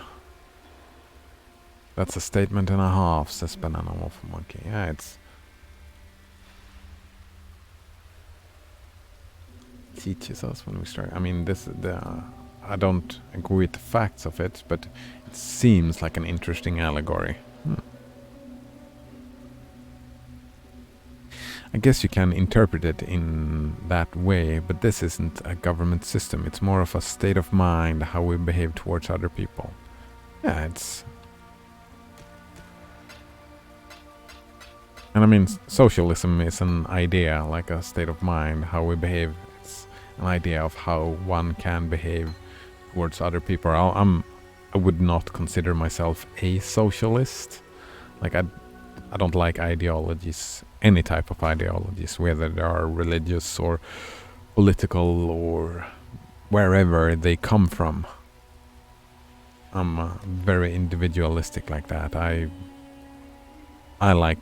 like democracy. I would prefer to see increased democracy, and in my views, the way to increase that is to put all the authority of moral thinking on the individual, all the responsibility on the individual.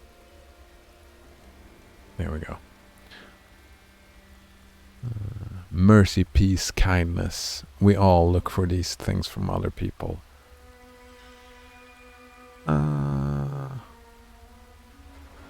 But the premise of the Bible says that we should give it instead, similar to the allegory of the spoons. I don't know. Mercy, peace, kindness. Yeah, I mean, mercy, I don't know.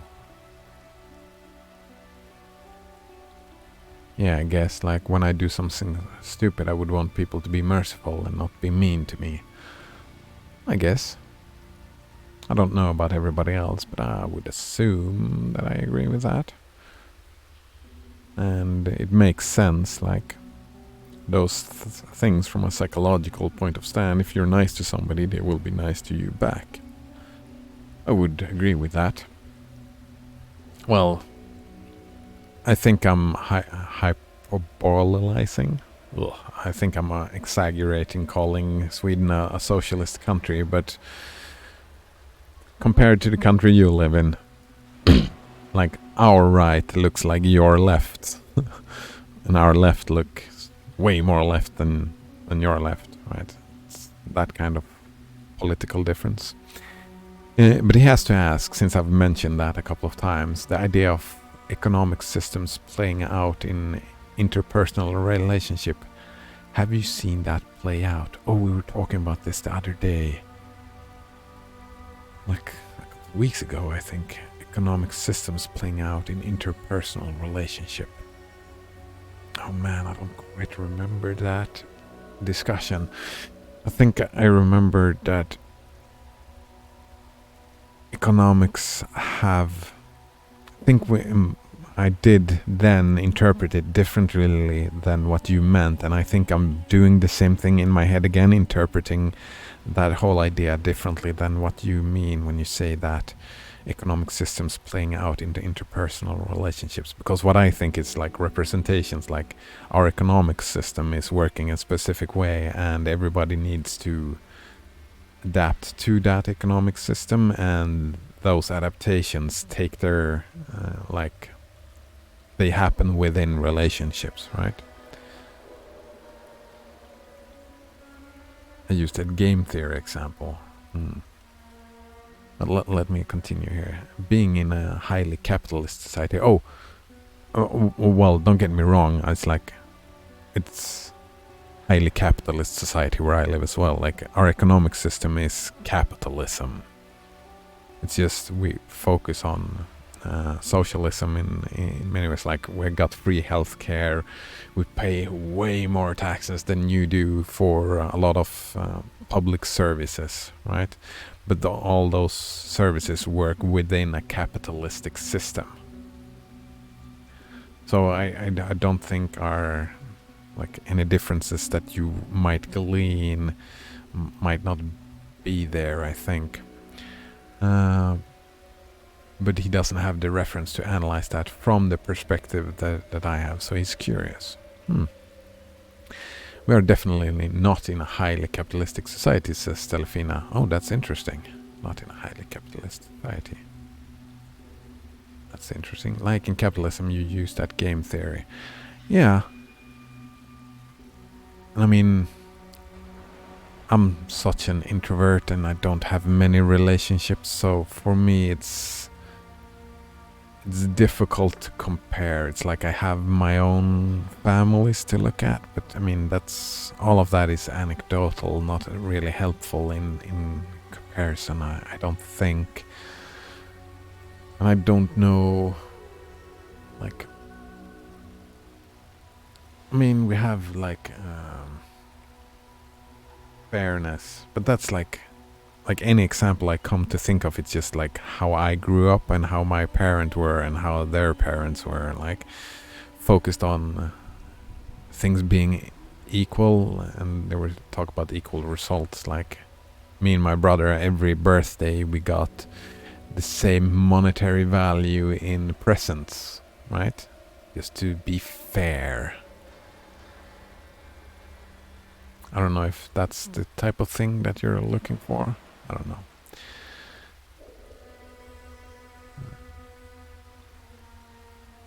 Stelfina says there's still lots of socialized systems that exists already in our country that we can't be classified as highly capitalist. Yeah, I don't think we're looking for a like a binary state that our society is only capitalist. I don't think that is what Banana Waffle Monkey was saying. He was specifically pointing out economic systems, right?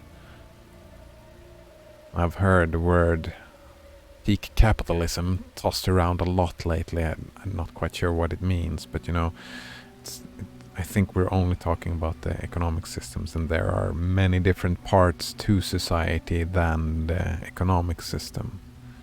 We do have a more capitalist economy, she says. What sucks is that we have regulations on monopolies, but those regulations seems light since Amazon is able to rise to the level it had and be able to buy all the competition. At this point it will lead to a corporatocracy. Did I pronounce that correctly? That is a pretty word and a nasty meaning. It's a dystopian meaning in my mind. Verb tense. It will lead. It has led. Yeah, says Banana Waffle Monkey. I mean, maybe. The worst thing that could ever happen to the USA right now would be to turn into a corporatocracy and a technocracy. I don't want to believe it, says Stelfin. Well, I've met a technocrat recently, and I mean, technocracy doesn't sound that bad, does it? Technocracy. It's a system of government in which a decision maker or makers are elected by the population or appointed. This all sounds the same. Whatever we look at, it's people are elected or appointed. No, here they can be appointed on the basis of expertise in a given area of responsibility. Yeah, I would much prefer instead of a representative democracy, we would vote on people to do a specific job based on their like on their competency, right? And then they would have restrictions based on democratic values, like the values that the group would like. We've been saying that we have Ingvar Kamprad, the guy who created IKEA. I would say he would be a great president as long as he would keep his own politics outside. Like I think you have like a two-way system as well. Like you have the one part who makes all the votes and all the decision of what the rules are, and then you have the government side with the presidents and whatnot who implement those things, right? That's how we do it. I don't know if Banana Waffle Monkey hasn't heard the definition of technocracy before. Yeah, it's like you focus, instead of representing people, you give them responsibilities based on expertise. Like instead of having a politician be the head of like the school, the politics of how school should work, you have like teachers and the headmasters and like people who are educated within how teaching and schooling works, instead of having politicians being the head honchos, so to speak. Like scientific, technical knowledge. Like people who knows about the shit.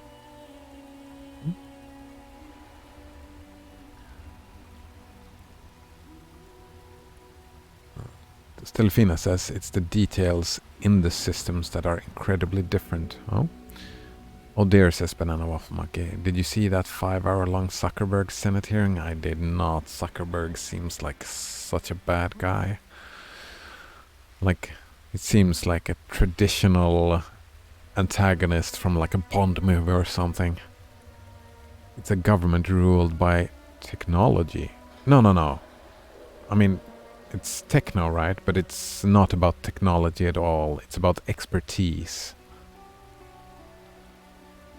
I mean, the name is a bit unfortunate because it's similarity, but I'm guessing techno maybe means something different Banana Waffle Monkey would need. The questions the senators were asking were things I would expect people to have made decisions about that topic already to know. Oh. The questions that the senators were asking were things I would expect people to make decisions about that topic. Yeah, to already know exactly. So technocracy has that it's a response to that specific issue, right? People don't, like politicians don't know shit about shit. They only know about like rhetorics and how to win a popularity contest. That is what technocracy is about. I think I'm not well read on it at all. Stelfina says, or maybe a cyberocracy. Oh, I have never heard that. Cyberocracy. What's this? Futurology. I mean, that word is just so much fun. Cyberocracy. That's a hypothetical form of governments that rules by the effective use of information.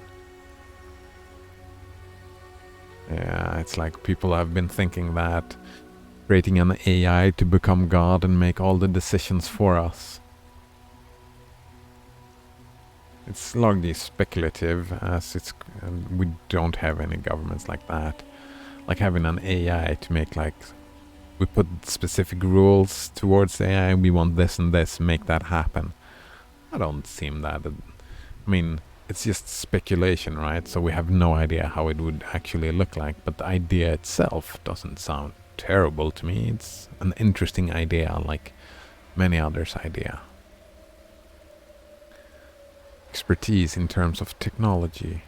Oh, that's what Stelfina is talking about. We do have that today, right? Like Zuckerbergs and the Googles, they are who actually rule the world today. Like, they've got so much control. If you are innovative in technology, you rank higher. That is the world that it looks like today. I don't know the word for it, but that is the way it looks today, right?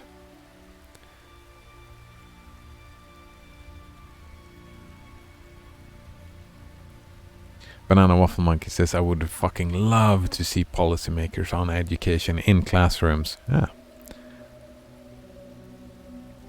Manonkind by E. Cummings. Short poem.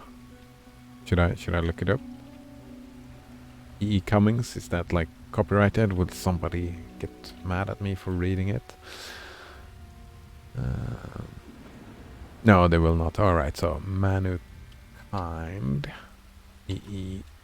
Cummings. Analysis. No. It is busy monsters. Mankind.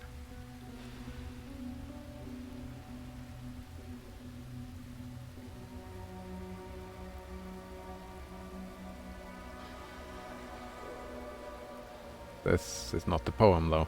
This is just an article about the poem. Is this the poem then? Here we go. Here we go. But yeah, I do agree with you, Stelfina. That I see that as an issue. Like that's there you have something that comes from my socialist background. You know, it's that I'd like to see the divides between people flatten out. Like I want, and that's the thing about my view of democracy as well, right? I want. And my view of morality and everything, it's about flattening out, like everybody having equal amount. And there we go, like equal, like everybody being, every voice being equally valued. I don't value people equally, I think that is a silly idea, but from a societal standpoint, like every voice should be heard and be equally as strong. I don't see any reason why my ideas and philosophies would be valued higher than anyone else's. Well, for me, they are, of course, but you know, from a societal standpoint, it doesn't make any sense. 1920s, we should be fine. So let's read this. Freedom of thought and expression. Yes, says Stelfina.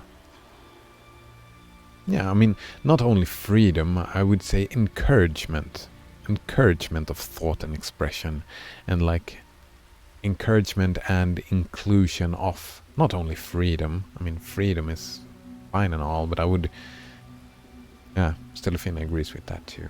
Yeah, being big on that. All right, so let's pity this busy monster for a few minutes.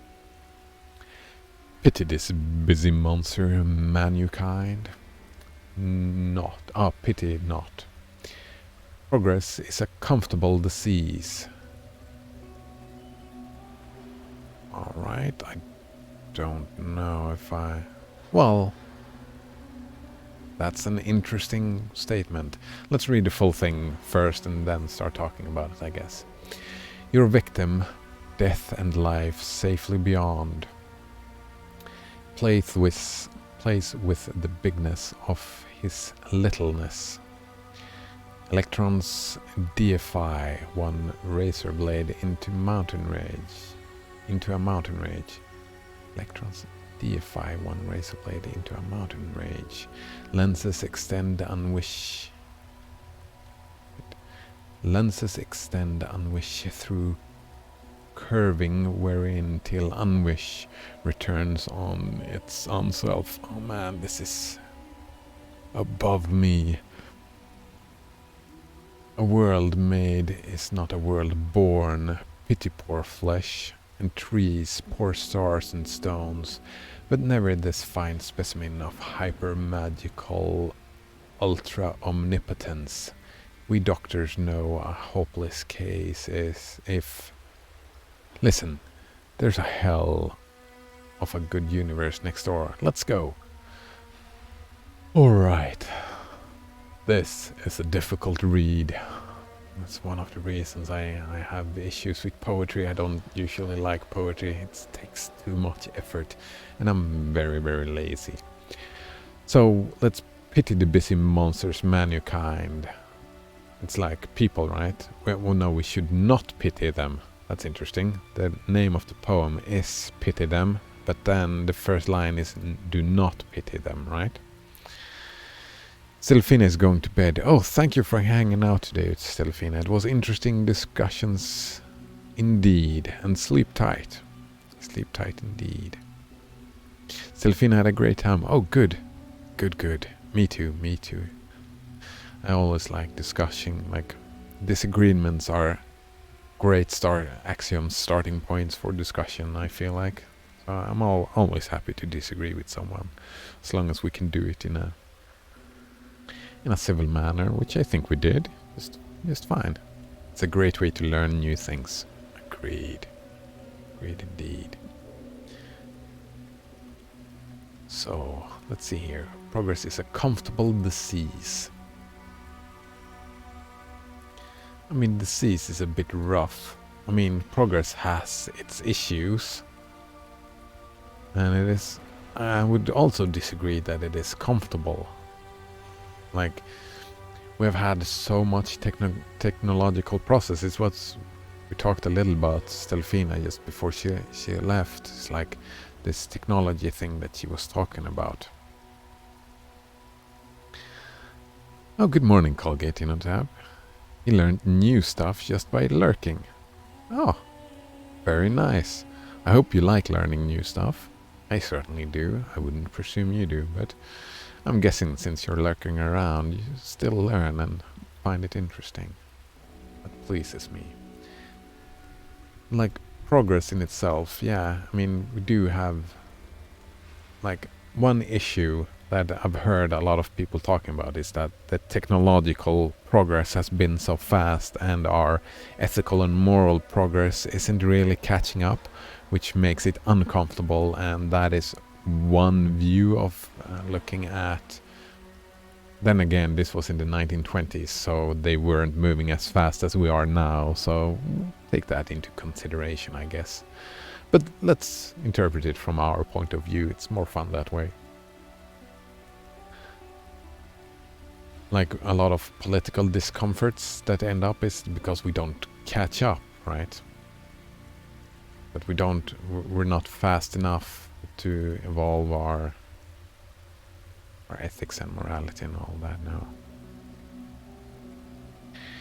Stelfina says, I already know what I think, but I don't know what someone else thinks.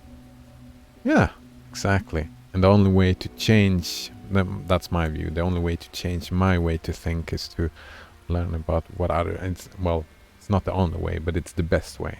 It's very difficult to find your own biases and mistakes that you might make. So that's a very good way. That's how you learn from disagreements, right? Because people think differently and we can learn from the discussion. The only reason we have to have grown is by hearing what others have said and wrote. Yeah, I mean, it's not the only, I think it's the major one. You can, like, introspection is very helpful in many situations, I would think. This was written, says Stelfina, in the roaring 20s, where it felt like America was very prosperous. Financing was also popularized at this time, and lots of people took out loans to buy stocks.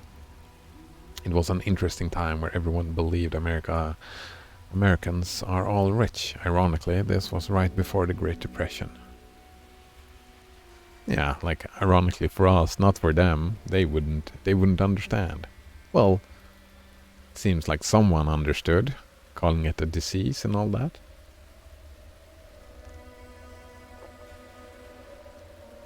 And I mean, the idea that all Americans are rich would be like, oh, we're all comfortable. So I guess that, and the disease is seeing the writing on the wall. He might have a point here. Well, I don't know why.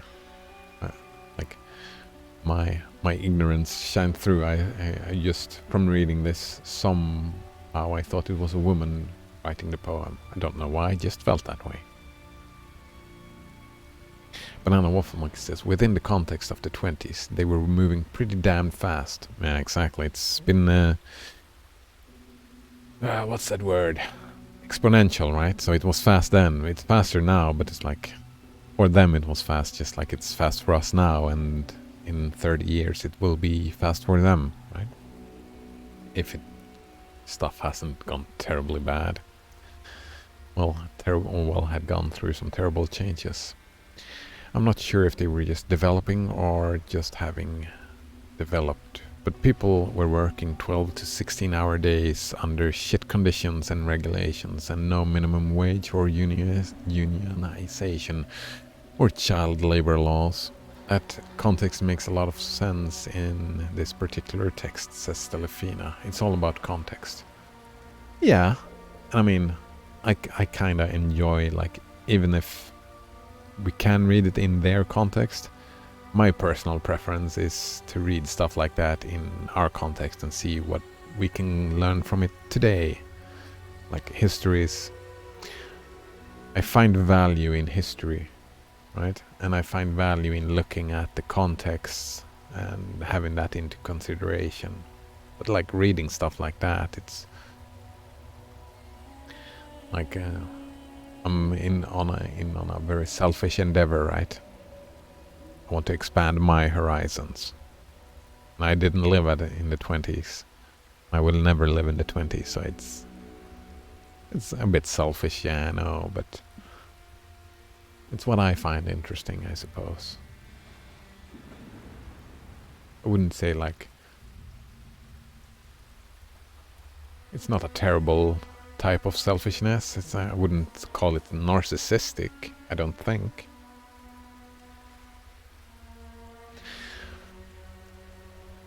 But progress is a comfortable disease. I can see the point of it, and I find it's like the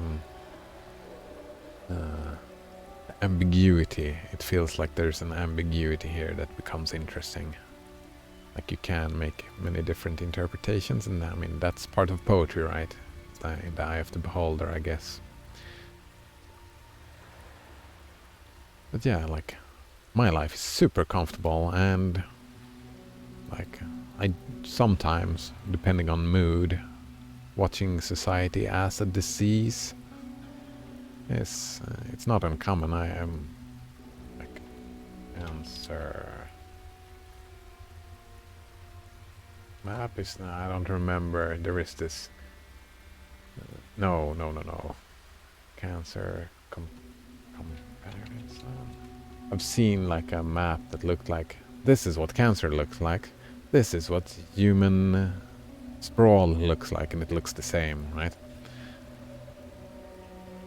I have seen comparisons to us being a disease, like, to the planet, right?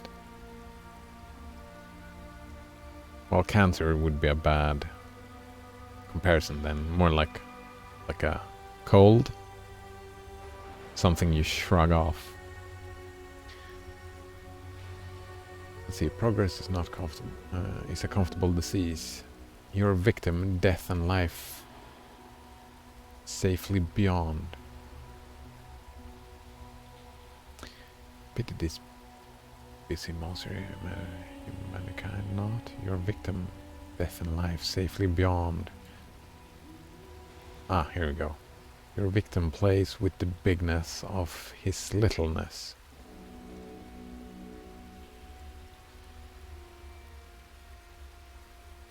I don't understand this at all.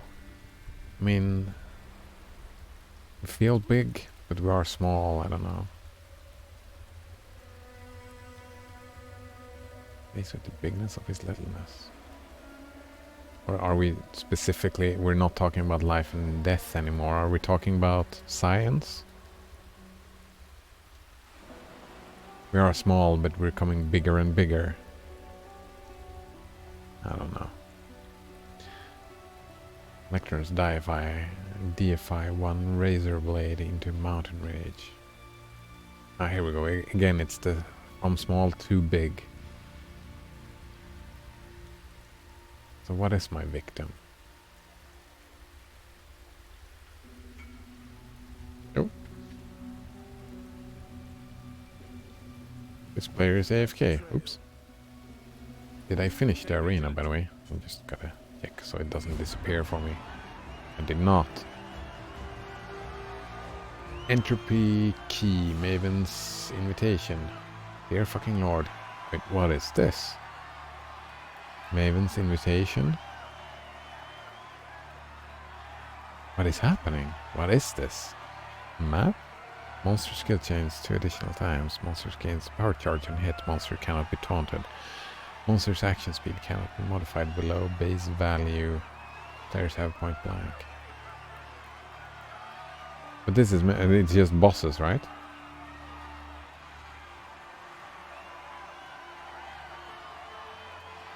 Yeah. And we have Cortex, Shayla, Alluring Abyss, the Shaper's Realm. It's 5-way invitation. Alright, right. So those are the 5 bosses. I don't know who these bosses are. I'm terrible with names. It seems like the Shaper's Realm implied that it's Shaper. Is Shaper one of these bosses? Alluring Abyss is at Siri. Oh no!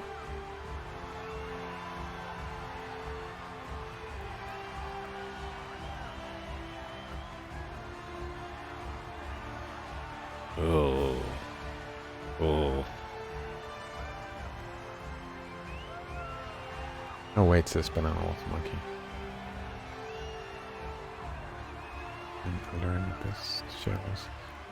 What's the farthest I've gotten in PoE? Oh, it's like I've started doing some red maps, but never farther than that. I did kill both Shaper and Elder one time each. It's not Uber bosses, it was just like a simple kill of them. I've done a couple of red map. I've never gone over level 90, I don't think.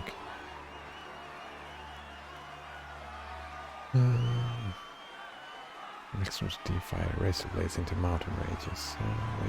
Yeah. You can see, like, it's a scale question. Lenses extend Unwish through curving wherein till Unwish returns on its own self. World made. It's not a world born. Beautiful poor flesh. Trees, 4 stars and stones. Never this fine specimen of hyper-magical and ultra-omnipotence. We doctors know a hopeless case if... Listen, there's a hell of a good universe next door, let's go.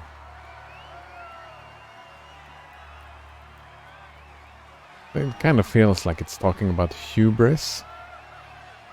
Like in some way. But farther than that, I can't... This is above me. Oh, the fuckers capitalized whose name? This Banana Wolf and Monkey. Oh. Biscual's Collar, Gold Amulet. E.E. Cummings. Were they not supposed to do that? Capitalize the name? E.E. Cummings.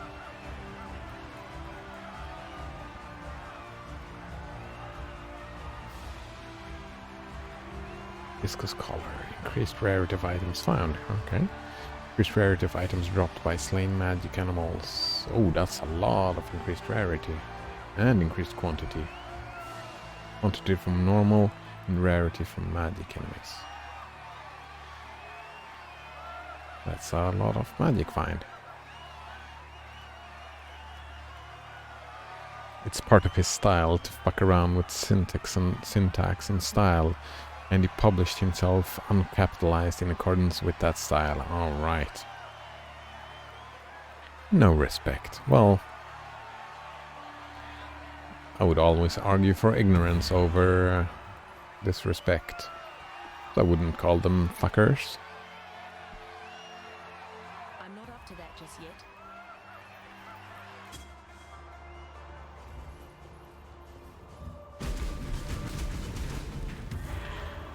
Yeah. I don't know, poetry is difficult for me. I don't know if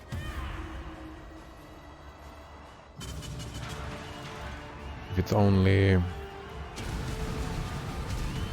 a Like I'm slow to think. I'm like vagueness is difficult for me. I like literal things, I suppose. Okay, I have a cat here who's trying to kill me. Alright, cat, I'm sorry.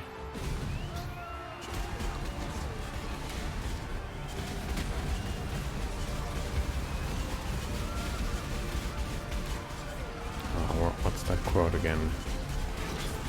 Don't attribute malice to what can easily be explained by ignorance. Is that the quote? Something like that. I have no idea where it comes from, but yeah, exactly. Poems are as dense as they are short.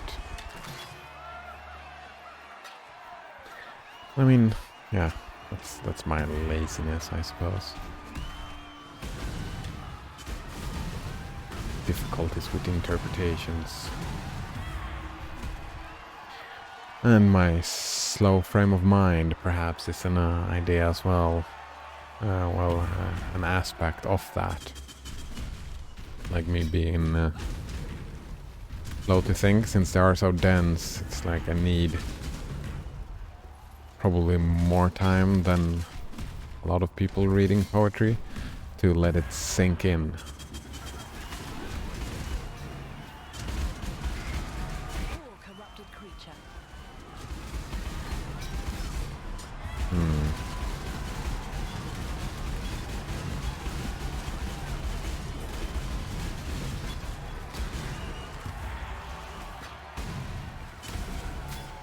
Maybe an easier time like with music and stuff, because the music helps with the interpretation, setting mood and stuff like that, I suppose.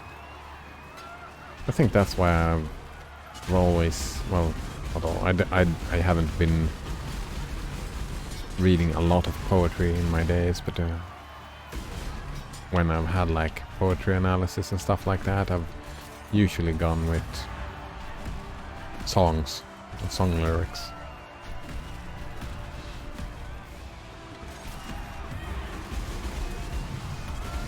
I've read liked prose, like long books, I'm not up to that just yet.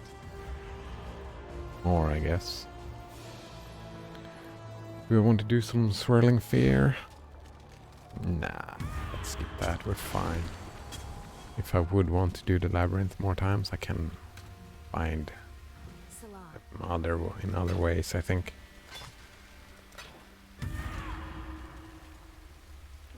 Alright, 6 linked? No. Salah.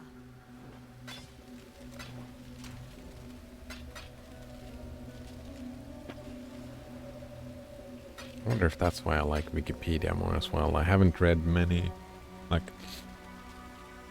like discussing Hume and Nietzsche and Haidt that I've discussed like recently, and a lot of ideas presented, like, but I haven't read the original texts, which makes everything I talk about pseudo-intellectualism, I think someone called it. I like that word. It sucks a little bit. I mean, it's pseudo-intellectualism, but I mean, I'm guessing where that selfishness comes in, right? It's my worldview. I can do whatever I fuck with it. If you want to call it pseudo-intellectualism, that is fine. Rather learn in discussions anyhow. Well, you do have discussions with books. Like, I can get it more concise in Wikipedia and withdraw the essence. Like, as you see, like most of the times when I open up Wikipedia, I read the first paragraph and then I'm done with the site. It has to be something really interesting or challenging to draw me in to read the full article. Blessings.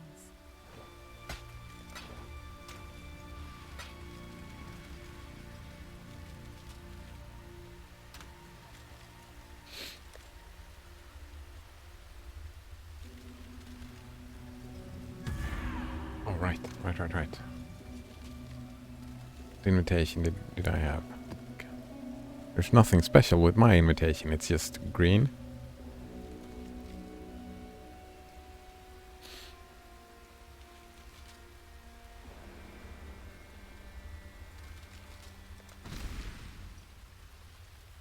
Are you gonna kill me, Maven?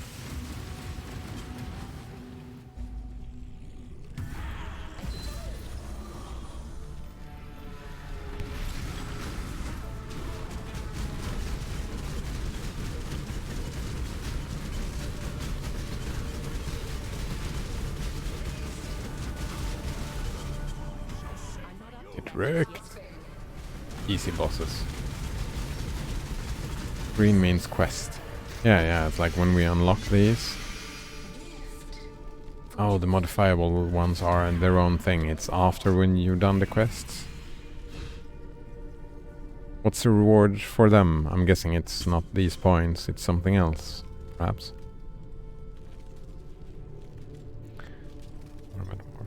Banana Waffle Monkey has no idea, actually.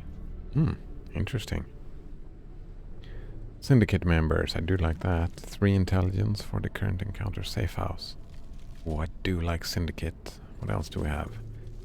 Light.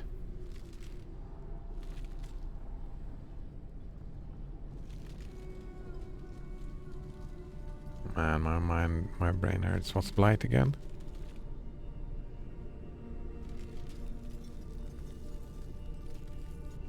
Oh, never mind. Harbinger. Either Syndicate or Blight, I guess. It's Blight again.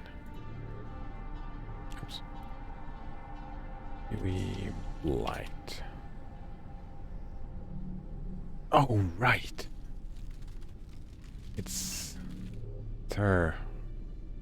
Oh, this is not it. I just remember it's the tower defense. Yeah. Yeah. There we go. Ooh.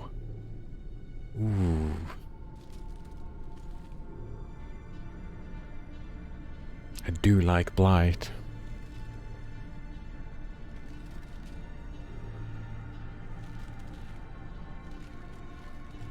Yeah, let's go for Blight.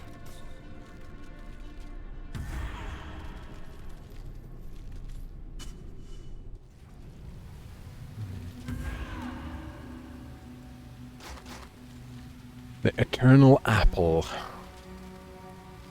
It's a shield? A spirit shield. Trigger a sucketed war cry when you lose an endurance charge.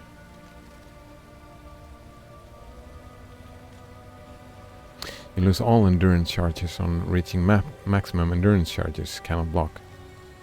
Oh, it's an automatic war cry thing. Fun looking shield. Oh, it's just shields. They don't concern me.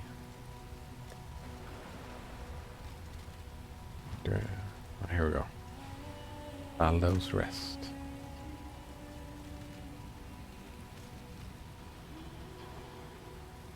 I don't have any maps for that. Do I want to look for grades? Yeah, that's well. 1, 2, 3. That's it.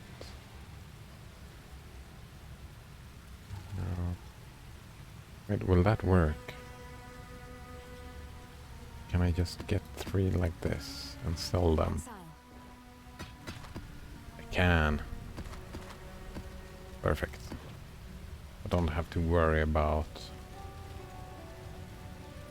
if they're magic or I can just sell them.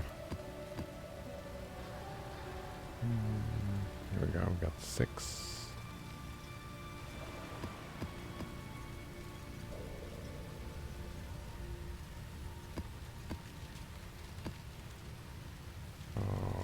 So these, where am I at? Gotten all of those. We can grab some academies. I really don't like arcades, so let's grab those. 4, 2, 3, fine. Black. There we go. 1, 2, 3. Let's get 3 of these as well.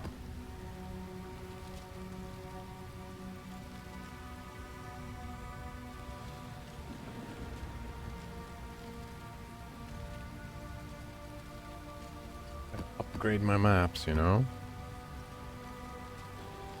Oh, maybe go and talk to call it Lana again. See, do you have any maps? You do have. Oh, damn it.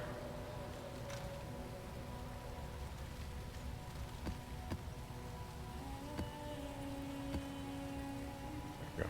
Alright, and we're at tier 5. Let's finish this first.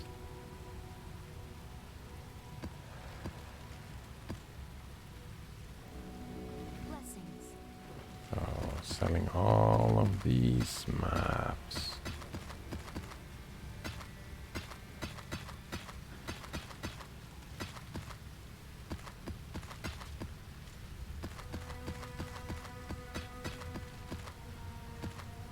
Wait, I screwed something up. Ah, whatever.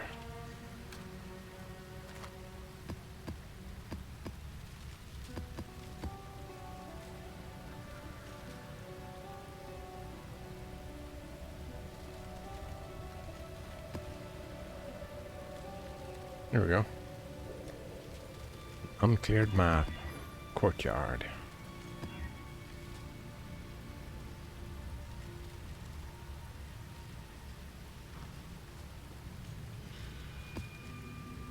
Oh, we get time for one more map.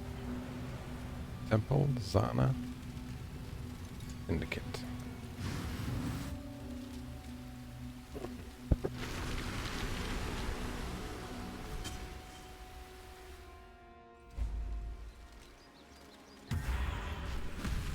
Oh. You cannot stop death.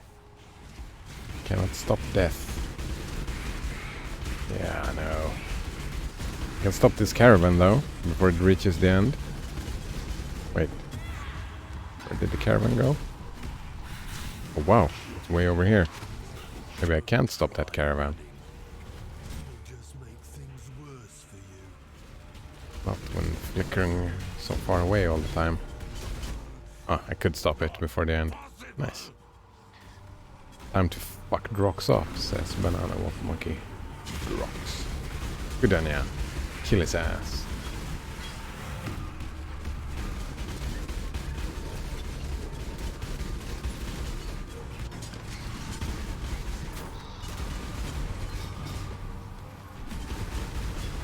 I guess I'll go back and loot later on.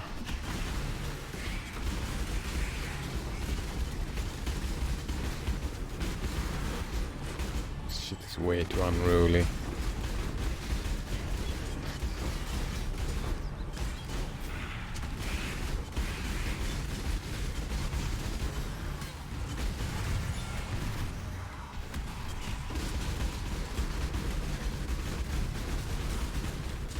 I'm not up to that just yet.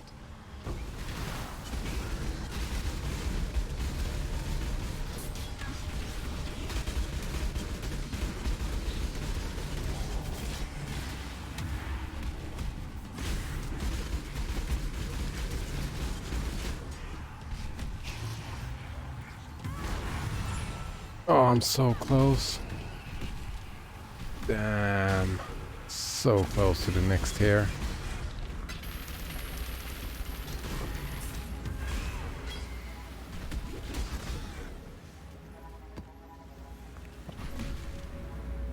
There you go. Got a lot of Randus coins.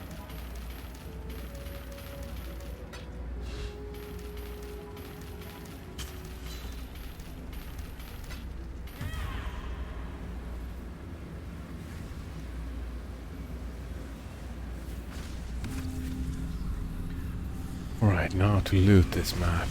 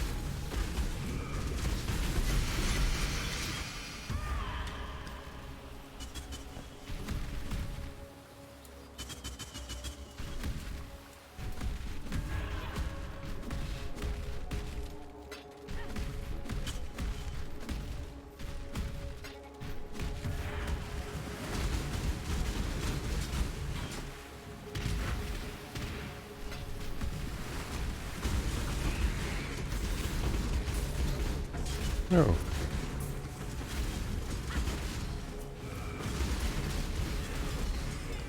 Map is not done yet. Thought it was only looting left. Well, almost a little bit left. Oh, I need to complete the other one first. Oh, damn. All the backtracking. I'm not up to that just yet.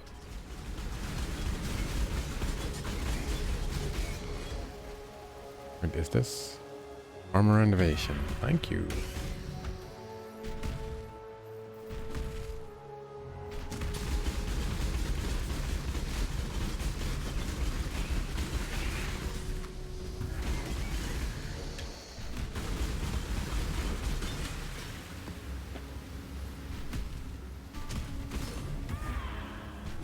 I see fit to show some stuff on the map, like this door here, but where's that guy? One that I'm looking for. Probably here somewhere, I think.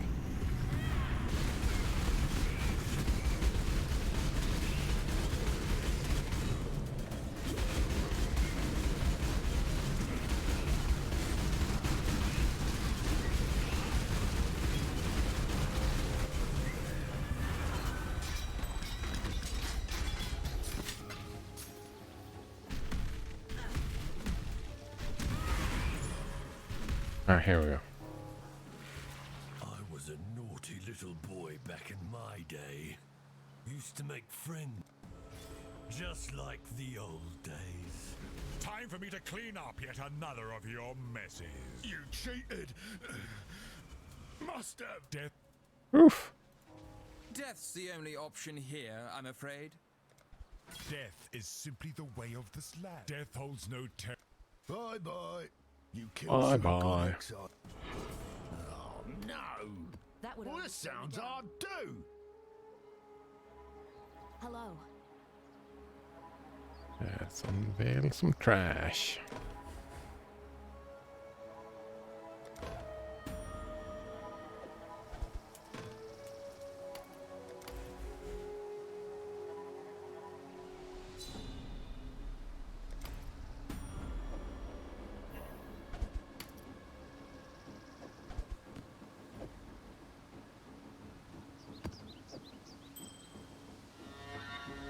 Keep your eyes sharp.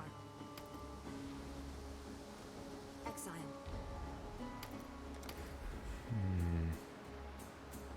Armor and evasion. Alright, that was two of the encounters. Yeah, they have one after the other.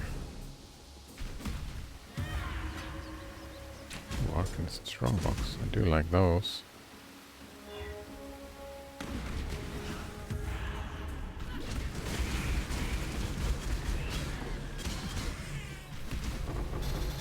I do like those indeed.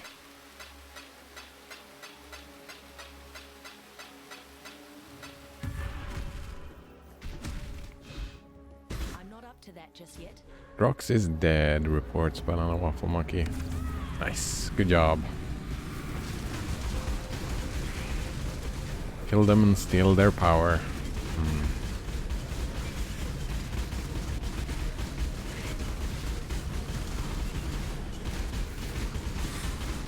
Died once because, oh hey look, a large telegraphed fist and I didn't move.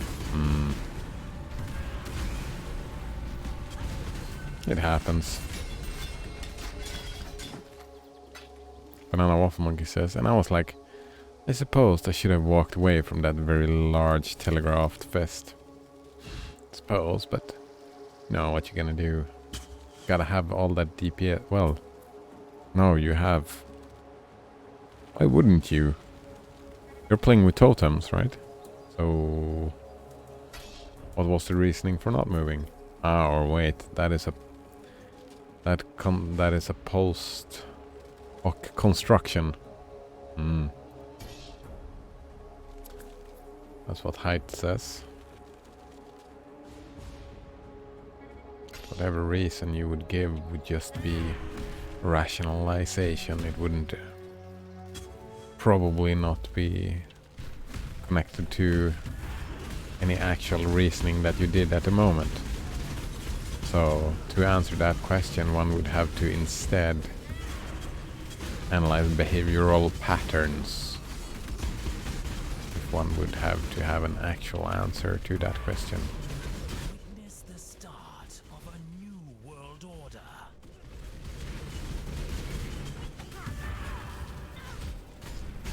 It that once glittered me. Beg for your life, Pirandus. Why? Why does it want its friends? Is that Fled? I haven't seen her before, I don't think. Gruesome. That would only slow me down. That was vivid. Thank you. Please Oh, wow. put the knife down now. Let's skip Flesh Ripper, you're in the way. Where are you? There we go. We can unveil this. In the way. Dex and quality, strength and quality.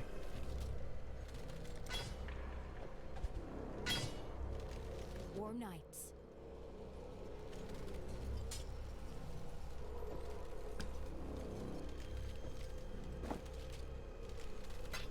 Exile.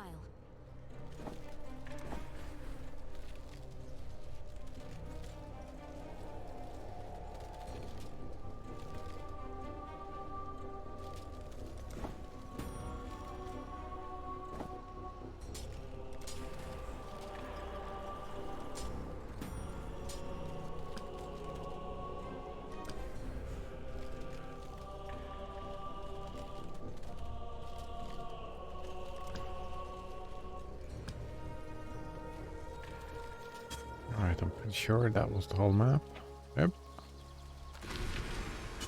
Getting rid of all this loot then.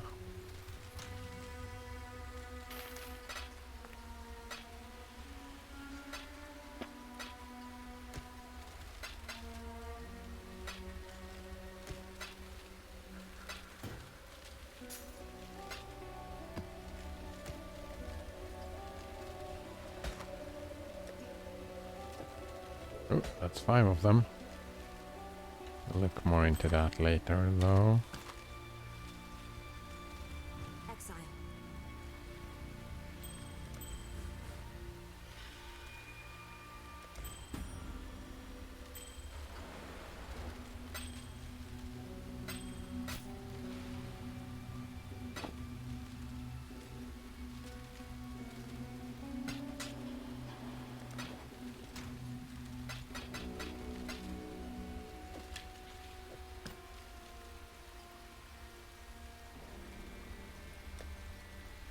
My second boot.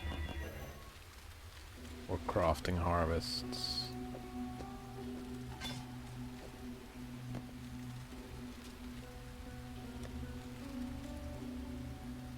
It's trash. Let's get rid of it.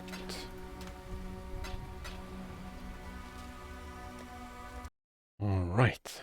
There we go. We can move this. Maybe go through that once more later on. Sure, I'll look at that later. I'm just curious. It looks like it's gonna be propaganda that even though I agree with like a lot of where it ends up, probably, like I have similar opinions, I probably would not. It seems like that type of propaganda that I would not enjoy.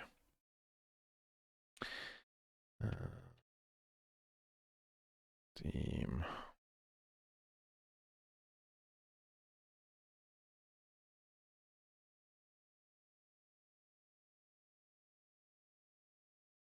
I remembered to change the... We're not playing Path of Exile anymore. Very lasting summer.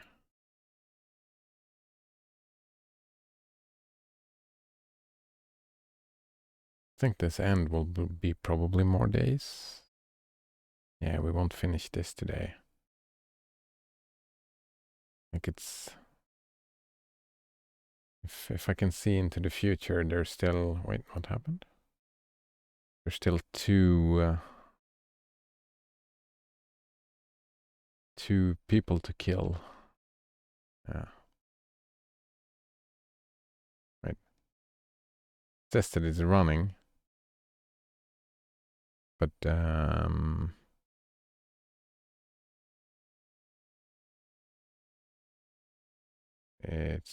it's not here. Did it end up over here? No?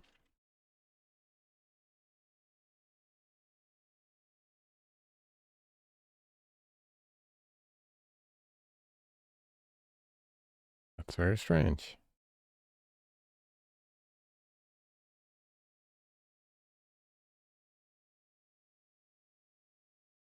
Why did you do that? I haven't played you since November.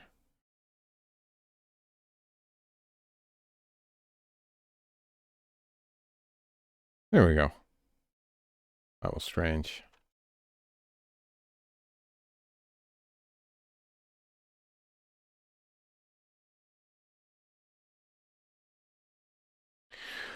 All right, before we